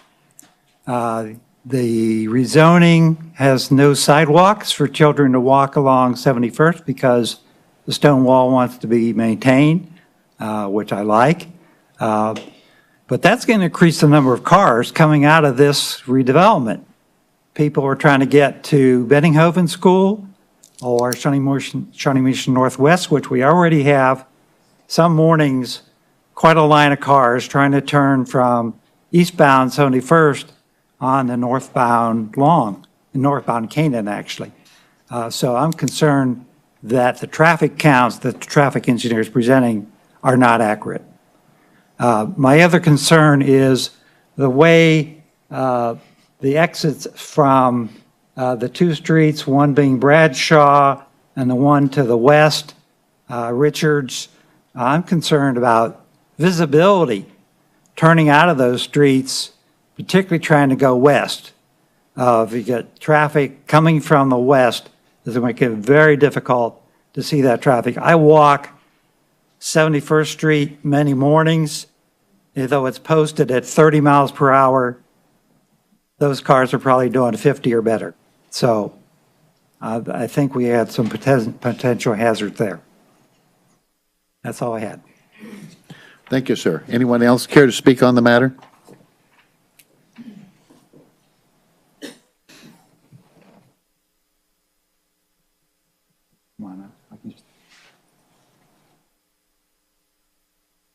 Hi, my name's Jimmy Sneed. I live at 13111 West 74th Street.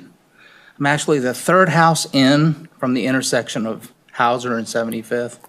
My wife and I have been there for 16 years when we bought into the neighborhood of Fairway Hills. We dealt with the realtors of Mr. Rodrock, which we love the area. You know, it was perfect for her track to go to her work and mine to go to mine. And we love Fairway Hills, and we built our own home there. The one thing that you'll find sometimes with developers is, and it's not a bad thing at all, is when we're showed all of our information as far as purchasing the lot, you go in, you purchase the lot, and you purchase the house, and you build the house. What they don't do is they don't come out with all these plans that are highlighted that show floodplain lines, and which is I'm the gentleman that Mr. Smith was talking about as far as the water problem.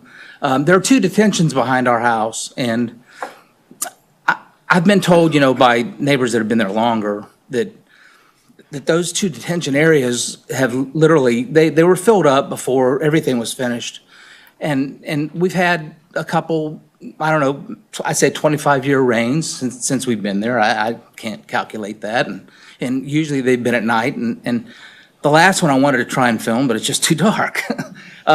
So the one thing is that detention pond is approximately 8 feet below my yard, and it's maybe 7 feet. It's not only filled up, but it's also come up, I'd say 5 feet into the utility easement. Now, when I bought into this, I was not in the floodplain, and technically I'm still not. The reason why I'm speaking about this is the density of the project that's coming on. How's that going to affect me and some of the neighbors that are beside us for the future? Has the city looked into moving the floodplain line?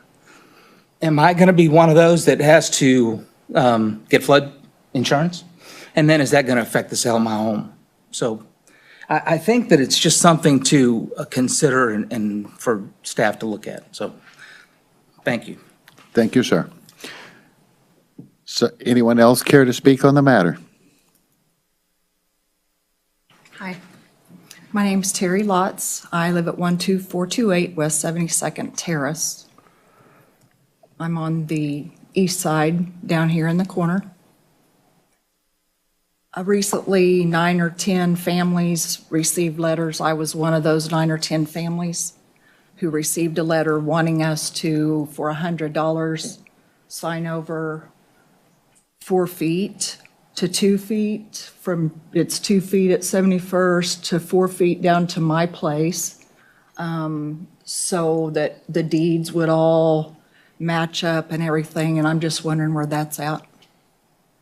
I'd like to know about that. That's a private matter. Because I didn't sign, As I'm understanding, that's a private matter and really has nothing to do with this?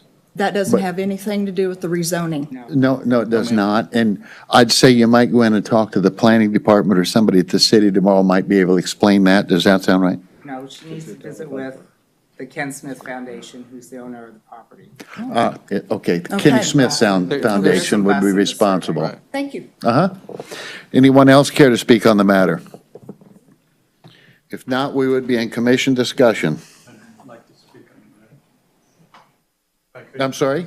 I'd like to speak if I could, please. Please. Go ahead. I'll put my name down. My name is Gene Russell. I live at 13009 West 74th Street. And I was looking around to see if there was some public staff there besides some of the planning commission. I had a chance quickly when I met the developer at his meeting, not met his developer, but talked to his engineer somewhat. I do want to talk about the zoning and the zoning impact. Mr. Snead came up and talked a bit about the impact of water, and that's what I want to address for the zoning change. To start off, if I could, this is a zoning change, and I've lived in my house. I was maybe the second lot purchased in Fairway Hills since 1999. And I want to just quickly go through some comments from the preliminary plat review from the city of Shawnee concerning the water. And this is from the zoning change from a agricultural to R1 at the time. And this was from a meeting on, I believe it was, I'll have to see from the start of this. Forgive me. I think it was sometime in 2004. I'll get that. But the primary thing is for the Planning Commission to understand, I'm opposed to the zoning change.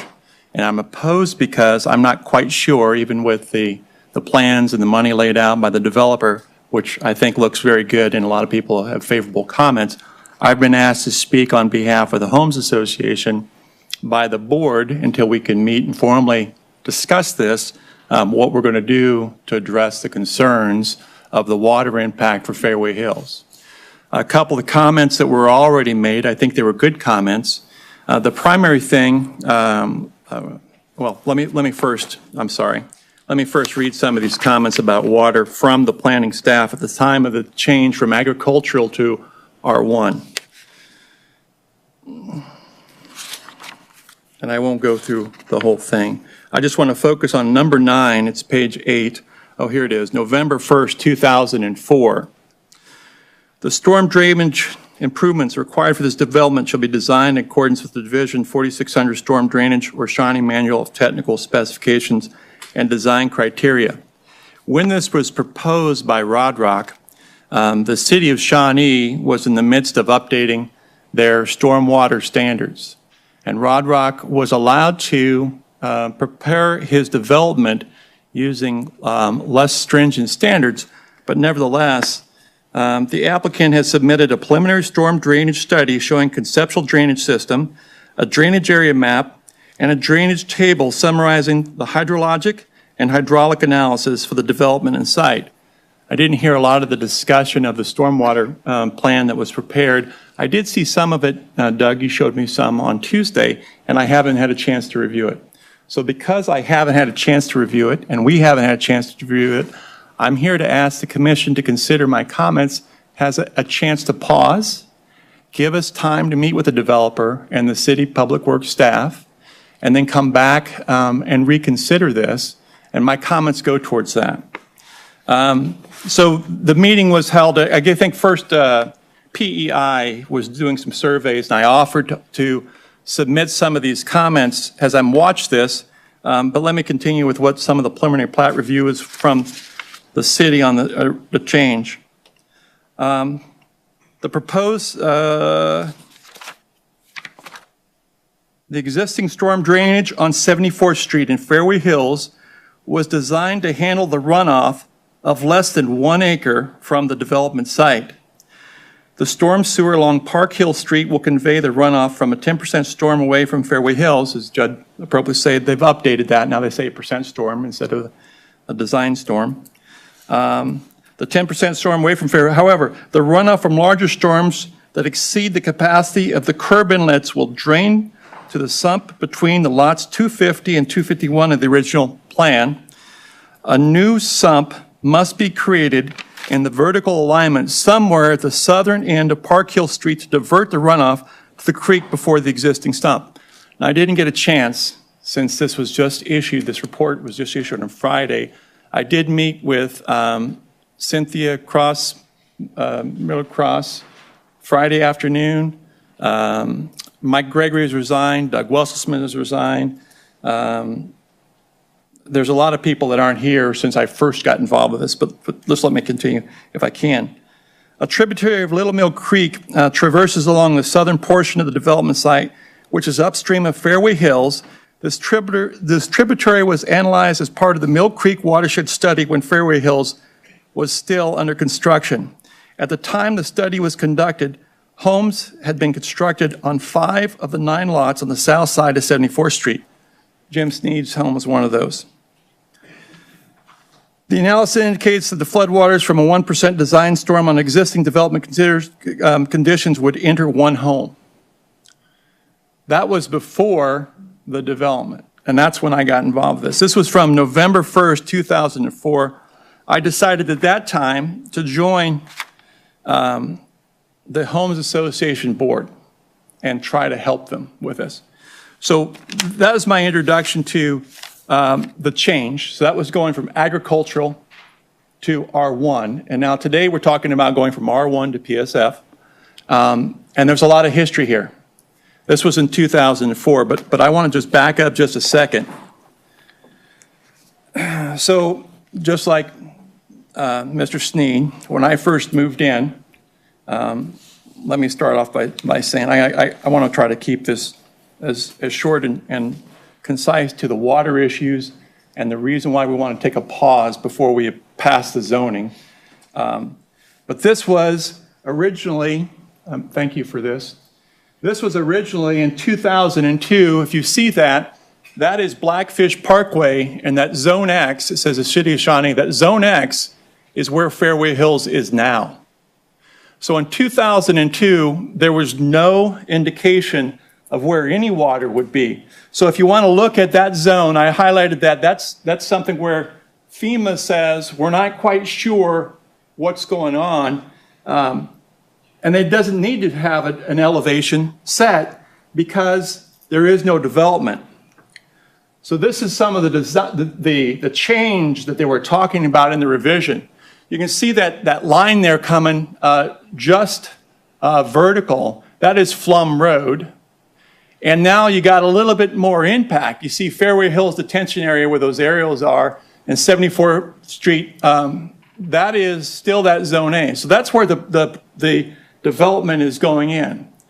So when I first started working on this, and I want to try to keep this as concise as possible, so I've written some notes to try to not meander too much.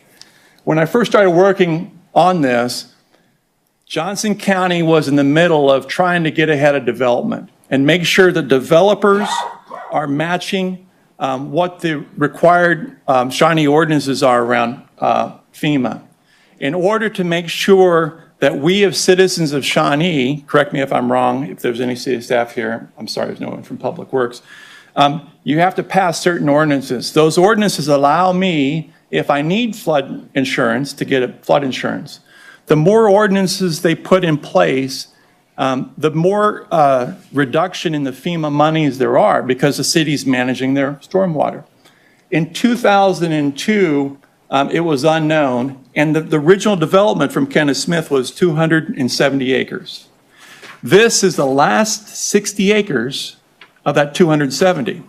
The first thing that the city of Shawnee did was, in order to open this up, it was deed restricted. He died in 1977, and he wanted to make sure to make this to be a golf course.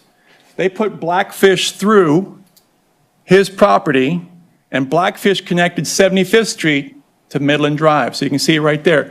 The stream where Fairway Hills Detention stops and goes under Blackfish Parkway. Okay, that was the first thing they did. And then they started building homes. They started to the east of Lackman with Wedgwood, and they built a lot of homes. So the first thing I did as a person of interest was I started asking questions. Well, Wedgwood's got 530 people.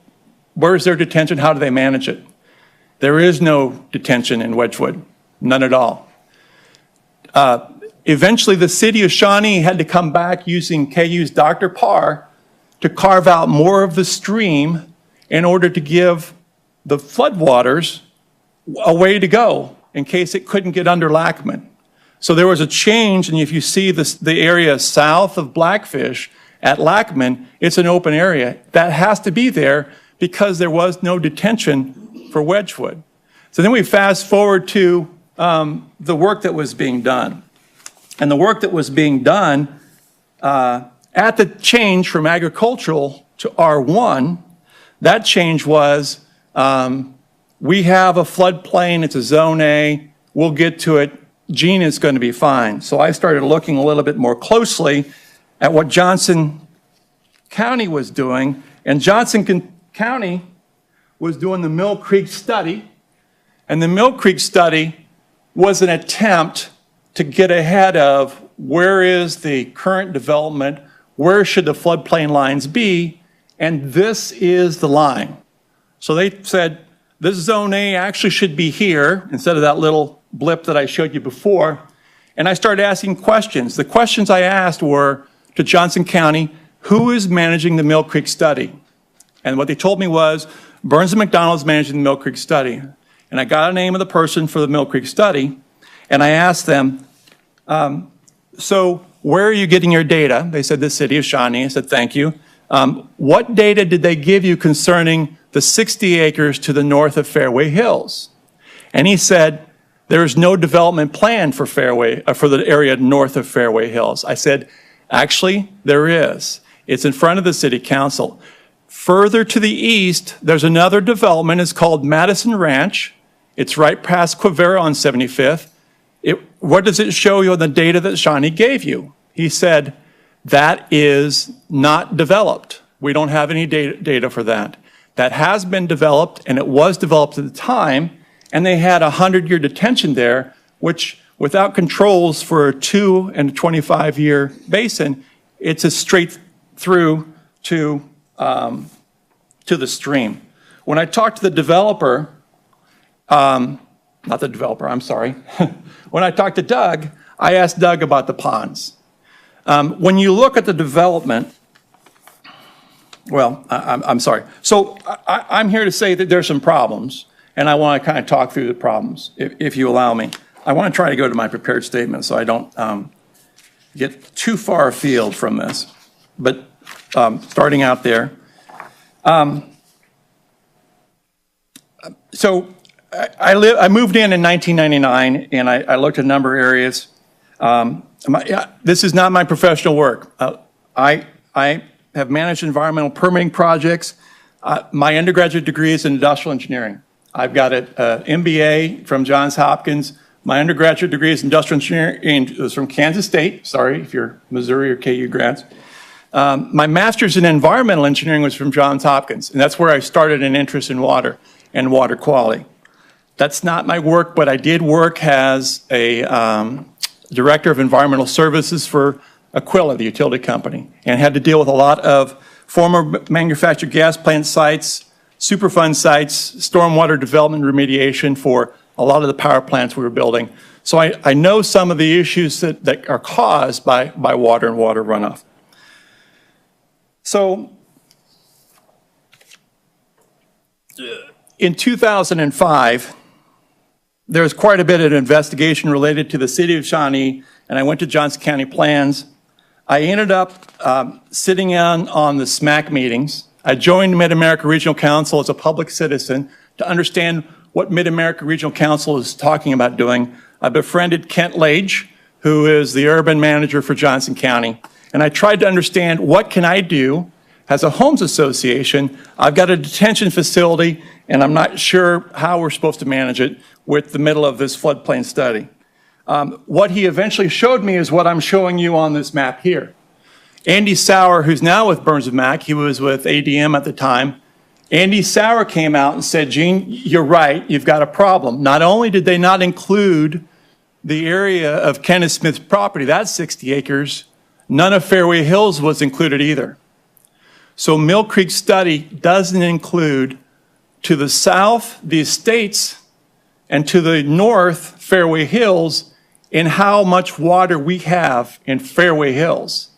So what a developer will normally tell you is they take a look at the water coming onto the property. They're going to hold it to make sure the water going off of the property is the same, right? You want to try to make sure, manage it. And the thing about that is, when I started listening to it, there's two parts to that. One is, you can do that by moving the property, by moving the water more quickly in order to keep the floodplain lines low. I think that floodplain line, I really couldn't make out from the map. I think that floodplain line is from 1999. I'm not sure if you guys, okay, you did some update.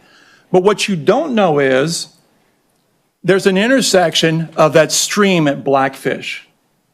The pipes there aren't going to let the water through. As a matter of fact, this is our development. Maybe that doesn't help you. As a matter of fact, on the other side, I worked with the National Conservation Resource Association. This is showing the drainage area. It's 340 acres of drainage coming from Lenexa and Seven Hills Lake. That is on the other side of Blackfish. You can see this area right here. This is Good Shepherd Church. This is 75th Street. This is Madison Ranch that I was talking about right here. So on the other side of where our water is supposed to go, it runs into 340 acres coming from Seven Hills Lake on the other side. So if we have a bottleneck, and we do, we have a bottleneck because when I was told the developer would make sure to do this right for the new development, I said, well, let me see how he did on Fairway Hills, and I found out that in fact he didn't. So this is a letter from the Fairway Hills Homes Association to Leif Holiday, who's the Department of Agriculture. And the reason why there's a letter to him, it's to pay and submit a floodplain fill permit that Rod Rock forgot to get. This is the development, and that floodplain line, and this shaded area is where Rod Rock had to bring in dirt in order to put the pool there. Now, from an engineering standpoint, that's fine. You can bring in dirt, bring up the level, but that's the floodplain fill, and that's going to bottleneck the water leaving Fairway Hills, coming from the property north. Now, I just started to talk about this with the staff, and I didn't have any conclusions from Friday when the reports are issued. I just went back to the older reports.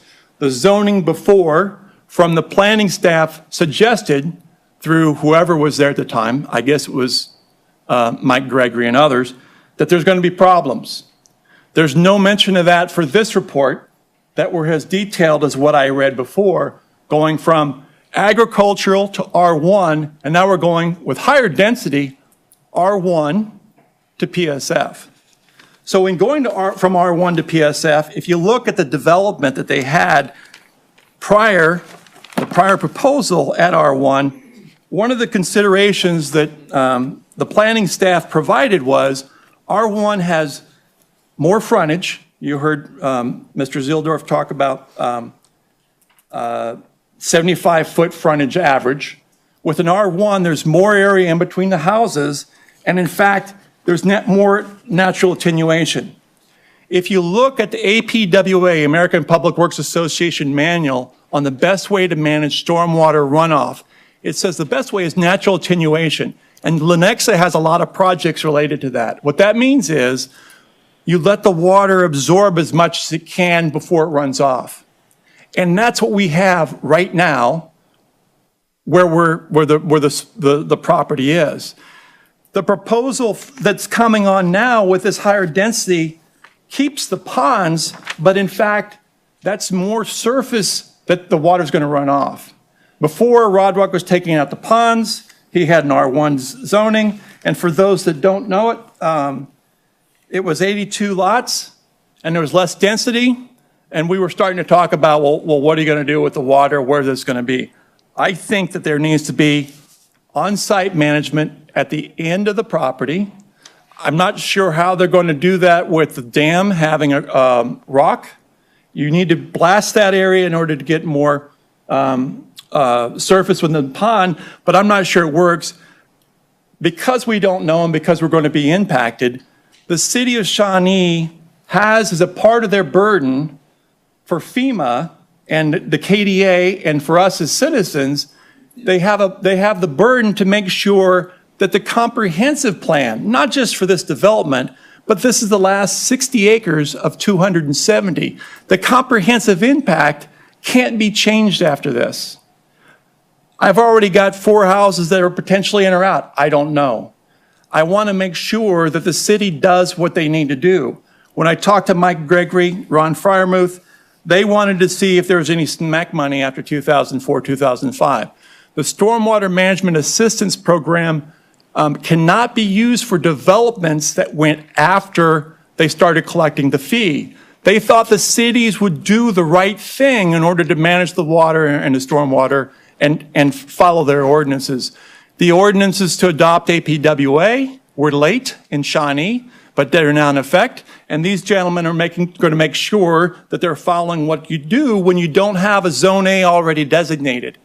But this should have been designated in 1999 when Fairway Hills was approved. It wasn't. And then when it was brought up in 2004 and 2005, it wasn't. I finally turned to NCRS in order to see if I can get some funding in order for us, the homeowners at Fairway Hills, not have to pay for the correction. And I don't know how we're going to correct it. You heard Jimmy say it's silted in. That's what our notice of violation was, not only for that floodplain fill, but then Mike Gregory said you need to dig it out. I said, Mike, you know that we didn't do that. It didn't silt in from after the development. That was during the development, and it wasn't cleaned out. So I started talking to him about what should we do instead. That's in the floodplain line, and if it's in the floodplain line, we'll take it out. But what is the true floodplain line? You have to tell us whether or not that money we're going to spend actually has an impact. Again, there's a lot of history here. There's a cumulative effect. And I'm sorry, you're a great developer, you've got some great projects, but this has a major impact just downstream. The Shawnee ordinances, as I understand it, is if you're within 1,000 feet of a FEMA 640-acre designated area, you got to make sure there's no elevation change in base flood elevation. If it's less than the FEMA designated area, and I'm telling you that it is, the 480 acres coming from northwest, sometimes I see tennis balls from Northwest High School in the stream behind me. There's 480 acres from northwest in the storm system. There's 340 acres from Seven Hills Lake. Combined, that's over 640 acres, and that is a FEMA area. If the city had done their job, we would be talking about the impact of this development and whether or not there's going to be a base flood elevation for our FEMA impacted area, but we're not there. It was brought up in 2004.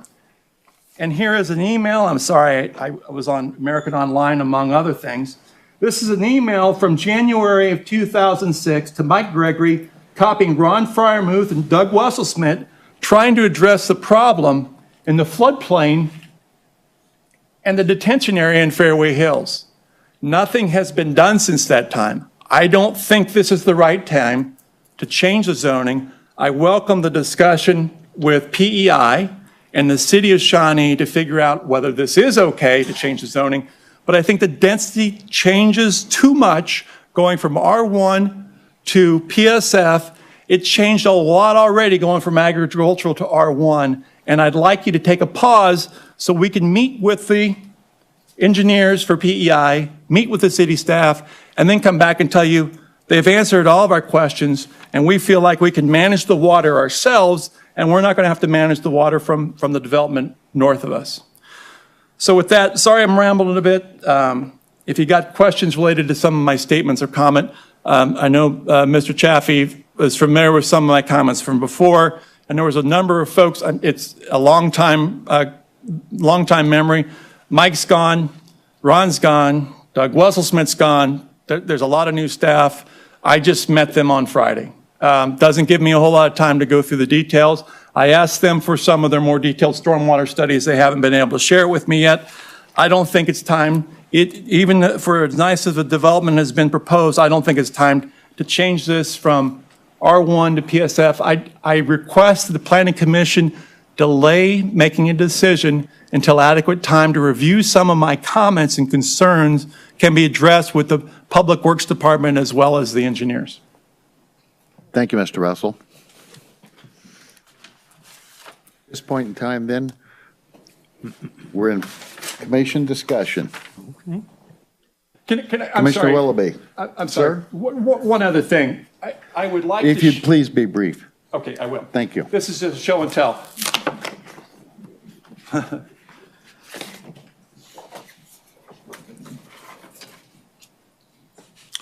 This, let me get it the right way. This was given me by Mr. Klein, who lived at 71st Street. This was from the 1950s. If you can see, this are the three. Mr. Russell, I appreciate your history lesson, but could you please be brief? I will. Thank you. This is the area I'm talking about. This is a natural area right here. This is right where 74th Street residents are. If you see that area there, this is what we're talking about. This has always been there. This pond right here that's being taken out is spring fed. What Doug told me is they're taking that pond straight to the stream. So water will go where water wants to go. With all the development, we got a lot of water to control. And that's my final comment. Thank you. Thank you. So we'd be in commission discussion. Commissioner Willoughby? First off, we're never sorry to be K-State graduates.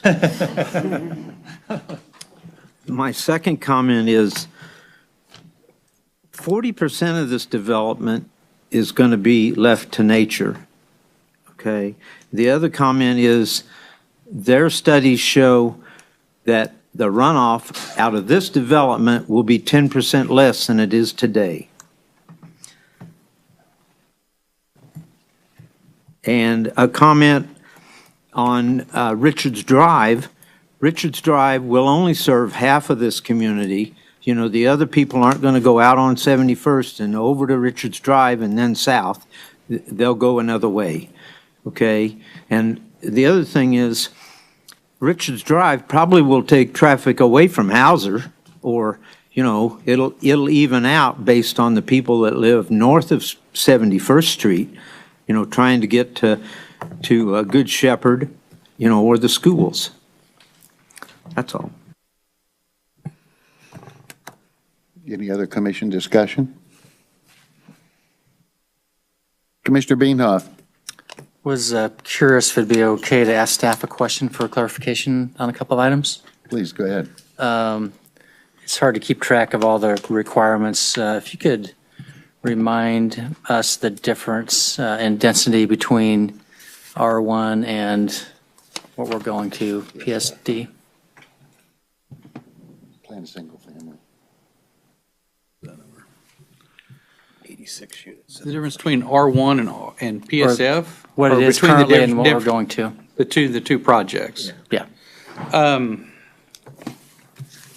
It's 86 units compared Yeah. to 92. It's 86, the old project and when it went from RS to R1, not Ag to R1, it went from RS to R1. That project was 86 lots. The new project is 92 lots.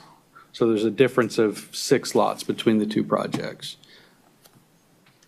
Thank you. And as far as traffic, I always get concerned about traffic as well, but what is the Planning Commission's purview as it relates to traffic studies? I mean, do we have the ability to request traffic studies? Is that within our purview? Go ahead. Generally, the city, and I'll let Kevin speak in more detail, generally, the city has criteria for any project that comes in of when a traffic study is required. It's just like the same as a warrant for a traffic light. In this case, the number of units, the anticipated traffic patterns at peak and overall did not warrant a traffic study. If we start picking and choosing which projects we require a traffic study, then that criteria really basically goes out the window. Thank you. That I would be my appreciate the answer. clarification. Commissioner Les Smith. Thank you, Mr. Chairman. Mark, I think part of what Commissioner Beanoff was getting at is what is the maximum density that would be allowed on this property under straight R1 zoning? Number of lots. Are they maxed out? Density is a matter of the comprehensive plan. This is a low-density designated property that is anywhere from 1 to 5 dwelling units per acre per the comp plan. I don't know that we've ever calced out in square footage what an R1 versus a PSF would be.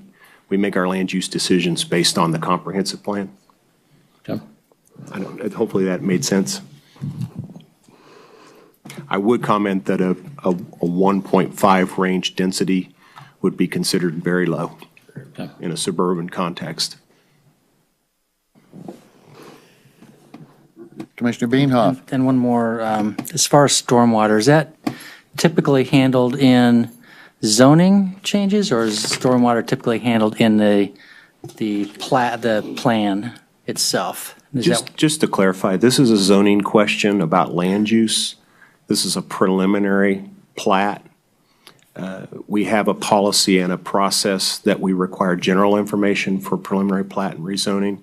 We get into the weeds, if you will, into the details when the final plats come in. And that's why there's flexibility in such things as density, number of lots on that final plat. Because we may discover that some lots may be lost because of floodplain, those sort of things. But that analysis, we don't put upon the developer with a simple rezoning request because of the cost involved. But we certainly will get every I dotted and T crossed with a final plat and the final plans that come in for construction to make sure that every requirement of the city is met.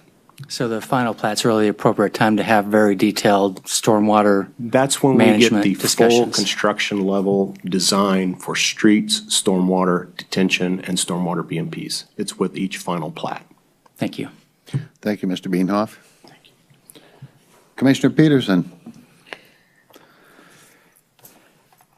It's always very hard to look at this and to not think of the people's concerns, neighborhoods. I'm one of those dreaded Seven Hills residents who, by the way, there used to be a bull where you guys live now. And I was very sad when they started leveling that, and we inherited a three-legged possum. Quite frankly, you guys are okay now. And I'm not saying everything is okay, but I am saying that this is a very good plan, and it's in the preliminary stages, and we have taken your concerns, and we can make some suggestions to narrow the focus on a certain things to get to the final plan, but this is a sketch. We don't have the final look-see just yet, and I really like the effort that these developers have put into coming to see and working with the Planning Commission, and it's always never easy, but I think this is a good, very, very good start to a final product that I think Shawnee can be proud of at some point in time. We're still molding the clay. And so, but I think this is a very good start. And I appreciate residents who come down, that's out of your way. I appreciate developers who decide to put down roots here. We like that as well. Now we just have to marry the two so that we make as many people happy as we possibly can. But thank you both for your time, and especially for staff and all of the work and hours you're putting into preparing all these pages for people like me. So, thank you.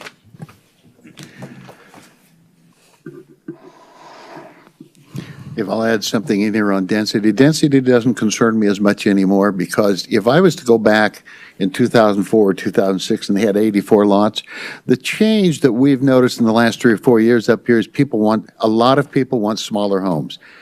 The developer is taking that into consideration with smaller homes. So consequently, we get a little more density with it, and the density on that doesn't bother me. The traffic, we've had our traffic engineer state that there's no further studies that need to be done on this. So the traffic on it, and I'm not sure how we address private school over there, but I would assume that private schools would have the ability to be able to put in crosswalks, et cetera, if they were necessary over there. It's odd because if it was a public school, we'd know exactly, but private schools are handled a little bit different. I think it's a wonderful project. It takes a piece of land that basically, setting as it is not an addition to the city. The elevations we've seen are very nice. I have no problem with that, and I have no problem with this whole plan. Any other commission discussion? If not, then I'll accept a motion. And there will be 2 motions, one for the zoning and one for the pre-plat. Mr. Chairman, if I may. Please, Mark. I noticed in the staff's recommendation, there was a typo that I just want to make clear. If I can find it here now. It says staff recommends approval of Z-02. That should be Z-03-18-07. Z03. It should be. Is the correction? That is correct. Okay, thank you. Thank you. Very much, Mark.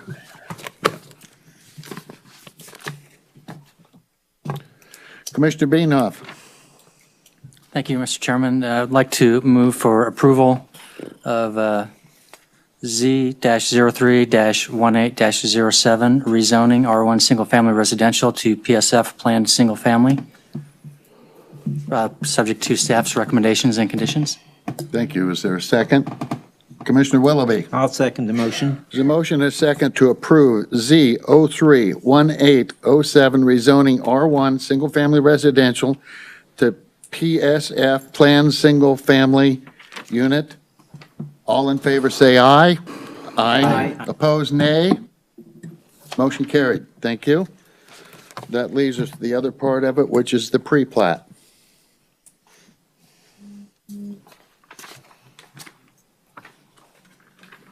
If we wish to have further discussion on it, fine, or someone would care to make a motion. Commissioner Peterson. I'm going to attempt to give this a whirl.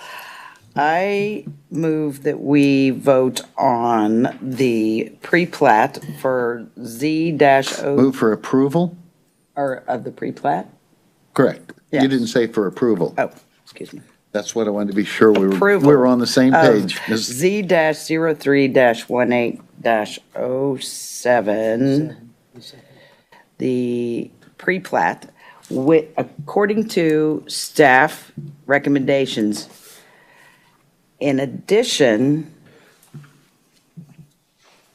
do I need to state the blocks?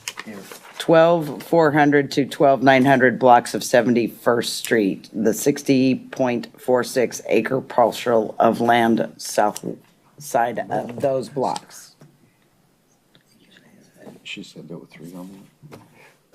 Commissioner Peterson? We got to start over. Yeah, without, so we aren't confused, but the pre-plat No. is 07.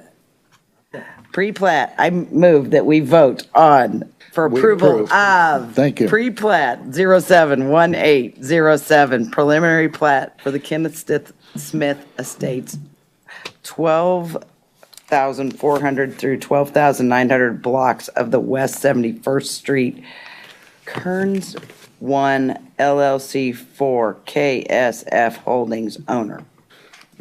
Thank you. Per staff recommendations, in addition to the 70, what's the name of it? The 71st, no, it's the cul-de-sac, 72nd Street? Yes, second. 72nd Street cul-de-sac modifications to lessen the impact on existing residences in Fairway Hills, and to consider, take into full consideration floodplain maps as well as traffic calming efforts for Richards Drive. That was all. Is there a second on the motion? Commissioner John Smith? I'll second the motion. Thank you. There's a motion and a second. You may have to help me through this for approval of pre-plat 071807 preliminary plat Kenneth Estates 12400 through 12900 blocks of West 71st Street, Karis 1 LLC for KSF Holdings owner, with the inclusion of, please help me again, 72nd Street 72nd Street, which, cul-de-sac modifications. right, the modification that they said they would do in the meeting, correct? And consideration of Stormwater? stormwater Stormwater. detention, which, okay, As well as traffic calming efforts on Richards Drive. thank you, as well as pref, Mark, With consideration of the final plat, correct? Yes. Okay. I'm not starting over. no good. All in favor, say aye. Aye. Opposed, nay. Motion carried, thank you. I was more Next on concerned the about agenda, all thank the you for other all of you being here, and we do appreciate your comments, and we do listen to them. Thank you. Next on the agenda is public hearing to consider proposed amendments to the R1 overlay district regulations. Paul? At the June 14th Planning Commission meeting, you authorized publication of a notice of public hearing for proposed amendments to the R1 overlay district regulations to be held this evening. Planning Commission originally adopted the R1 overlay district in July of 2015, and what it did was to encourage infill development and new single-family developments in an area where it's compatible with single-family developments on other properties. So the original area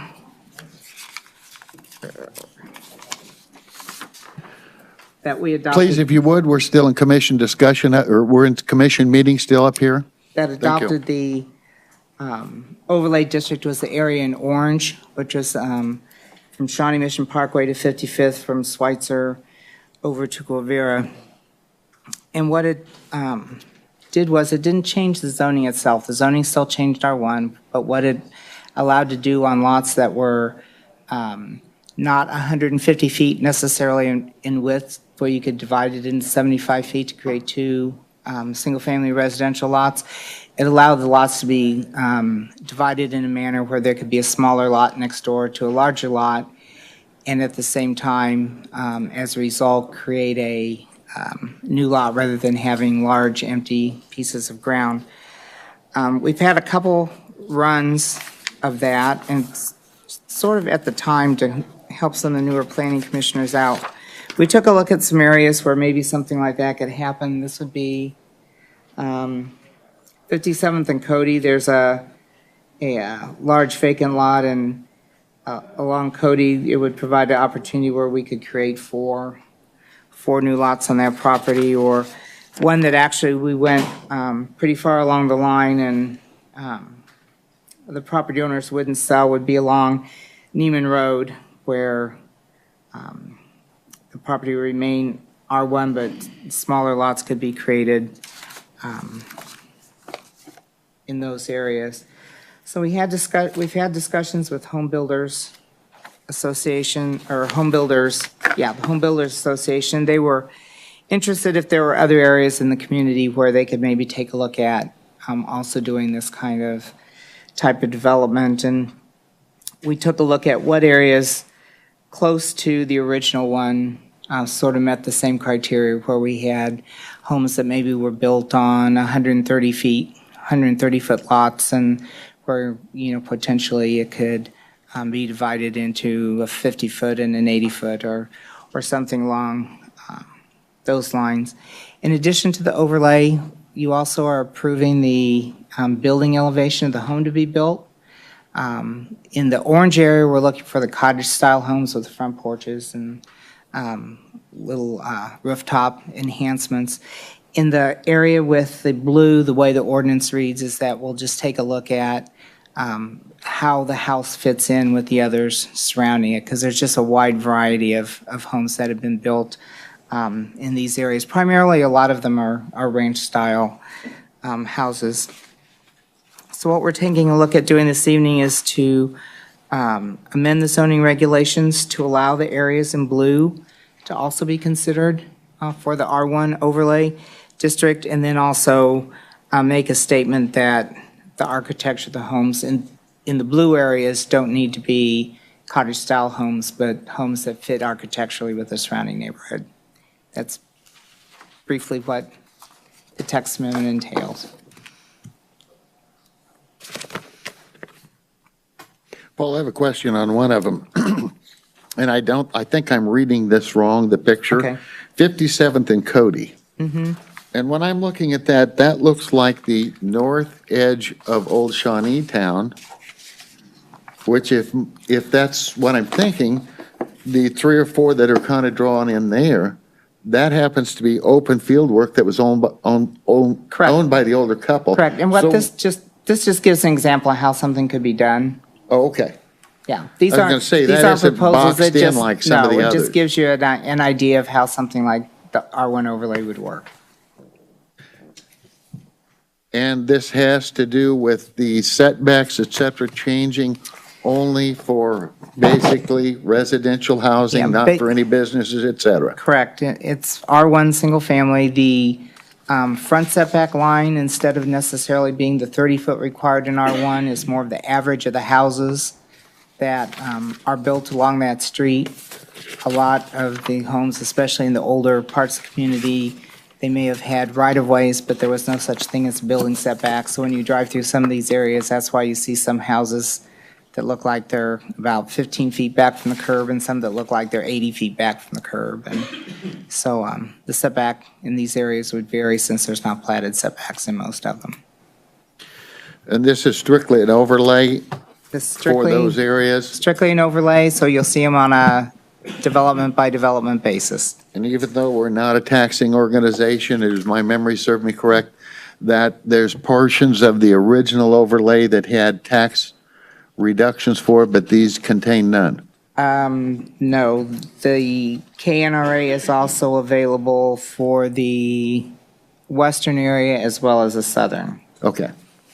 Very good, but that has nothing to do with us. We're not a taxing organization. Correct. And Very the reason good. we have the KNRA is to encourage redevelopment of vacant sites. Right, and what we should be doing is, we should be considering the proposed amendments for the R1 overlay district. Correct, and those are included in your packet. They're highlighted in red. Does any commissioner have questions for the staff? Commissioner Peterson? So basically, this is to obviously infill, but due to Shawnee's varied history and having been a truck farming community primarily, that we're looking to create less of that. Great. We're looking at doing infill and using large Viable lots space. where half the lot is undeveloped, but it could be, if we use the zoning district, make Perfect. more efficient provision of services. Thank you. Any other questions for staff? If not, as this is a public hearing, does anybody from the public wish to weigh in on this matter? Seeing none, then we're in commission discussion. Commissioner John Smith. I want to be sure what we're doing here. If the planning commission approves this, that is it, is that right? It doesn't go to the, No, the city council will, since it's a text amendment to the zoning regulations, the governing body will hear this at their meeting in August. thank you. Any other commission discussion? If there's no other discussion, I'll accept the motion. I'll accept anything right now. Commissioner Wise. I'll make a motion that we approve the text amendments to the zoning regulations for the R1 overlay per staff's recommendations. Thank you. Is there a second? Commissioner Montgomery? I would second the motion. There's a motion and a second to approve the R1 overlay. Oh. Bear with me here a second. R1 overlay district as per staff recommendations. All in favor, say aye. Aye. Opposed, nay. Motion carried. Thank you. Next is other business. Mr. Chairman, Commissioner Les Smith. And don't, I'm glad you don't have a gavel. Well, you do have a gavel. I can use it if you'd like. Just to our staff and to the developer, we took a hell of a leap of faith with you guys tonight, okay? You've got to get it right. And if it means talking to Mr. Russell and everyone else, it doesn't matter. You've got to get it right. Thank you. Thank you. Anyone else? Staff has one item, just a reminder that July is a 5 Monday month, the next meeting will be in 3 weeks. Terrific. If I may apologize for all the typos in the staff report. We're having some issues, technical issues with spell. And since we make no mistakes, we're holding this against you from here on. Doug, you have something? We got a final score on the Street corridor application for the planning sustainable places. We scored number 2 out of 9, I think, on the case. Cool. I appreciate all the comments. We ended up second or first. Is there a trophy for this? I may There's- buy you one. Oh, good, good. Does the commission have anything for staff? Yes, I do. Commissioner Willoughby? I move for adjournment. Can't always be the Getting out one. easy. There's a motion for adjournment. Is there a second? Second. Commissioner Les Smith? You're really struggling tonight. Oh, I am. The motion is second for adjournment. All in favor, say aye. Aye. Opposed, nay. Motion carried. We're done. Thank you.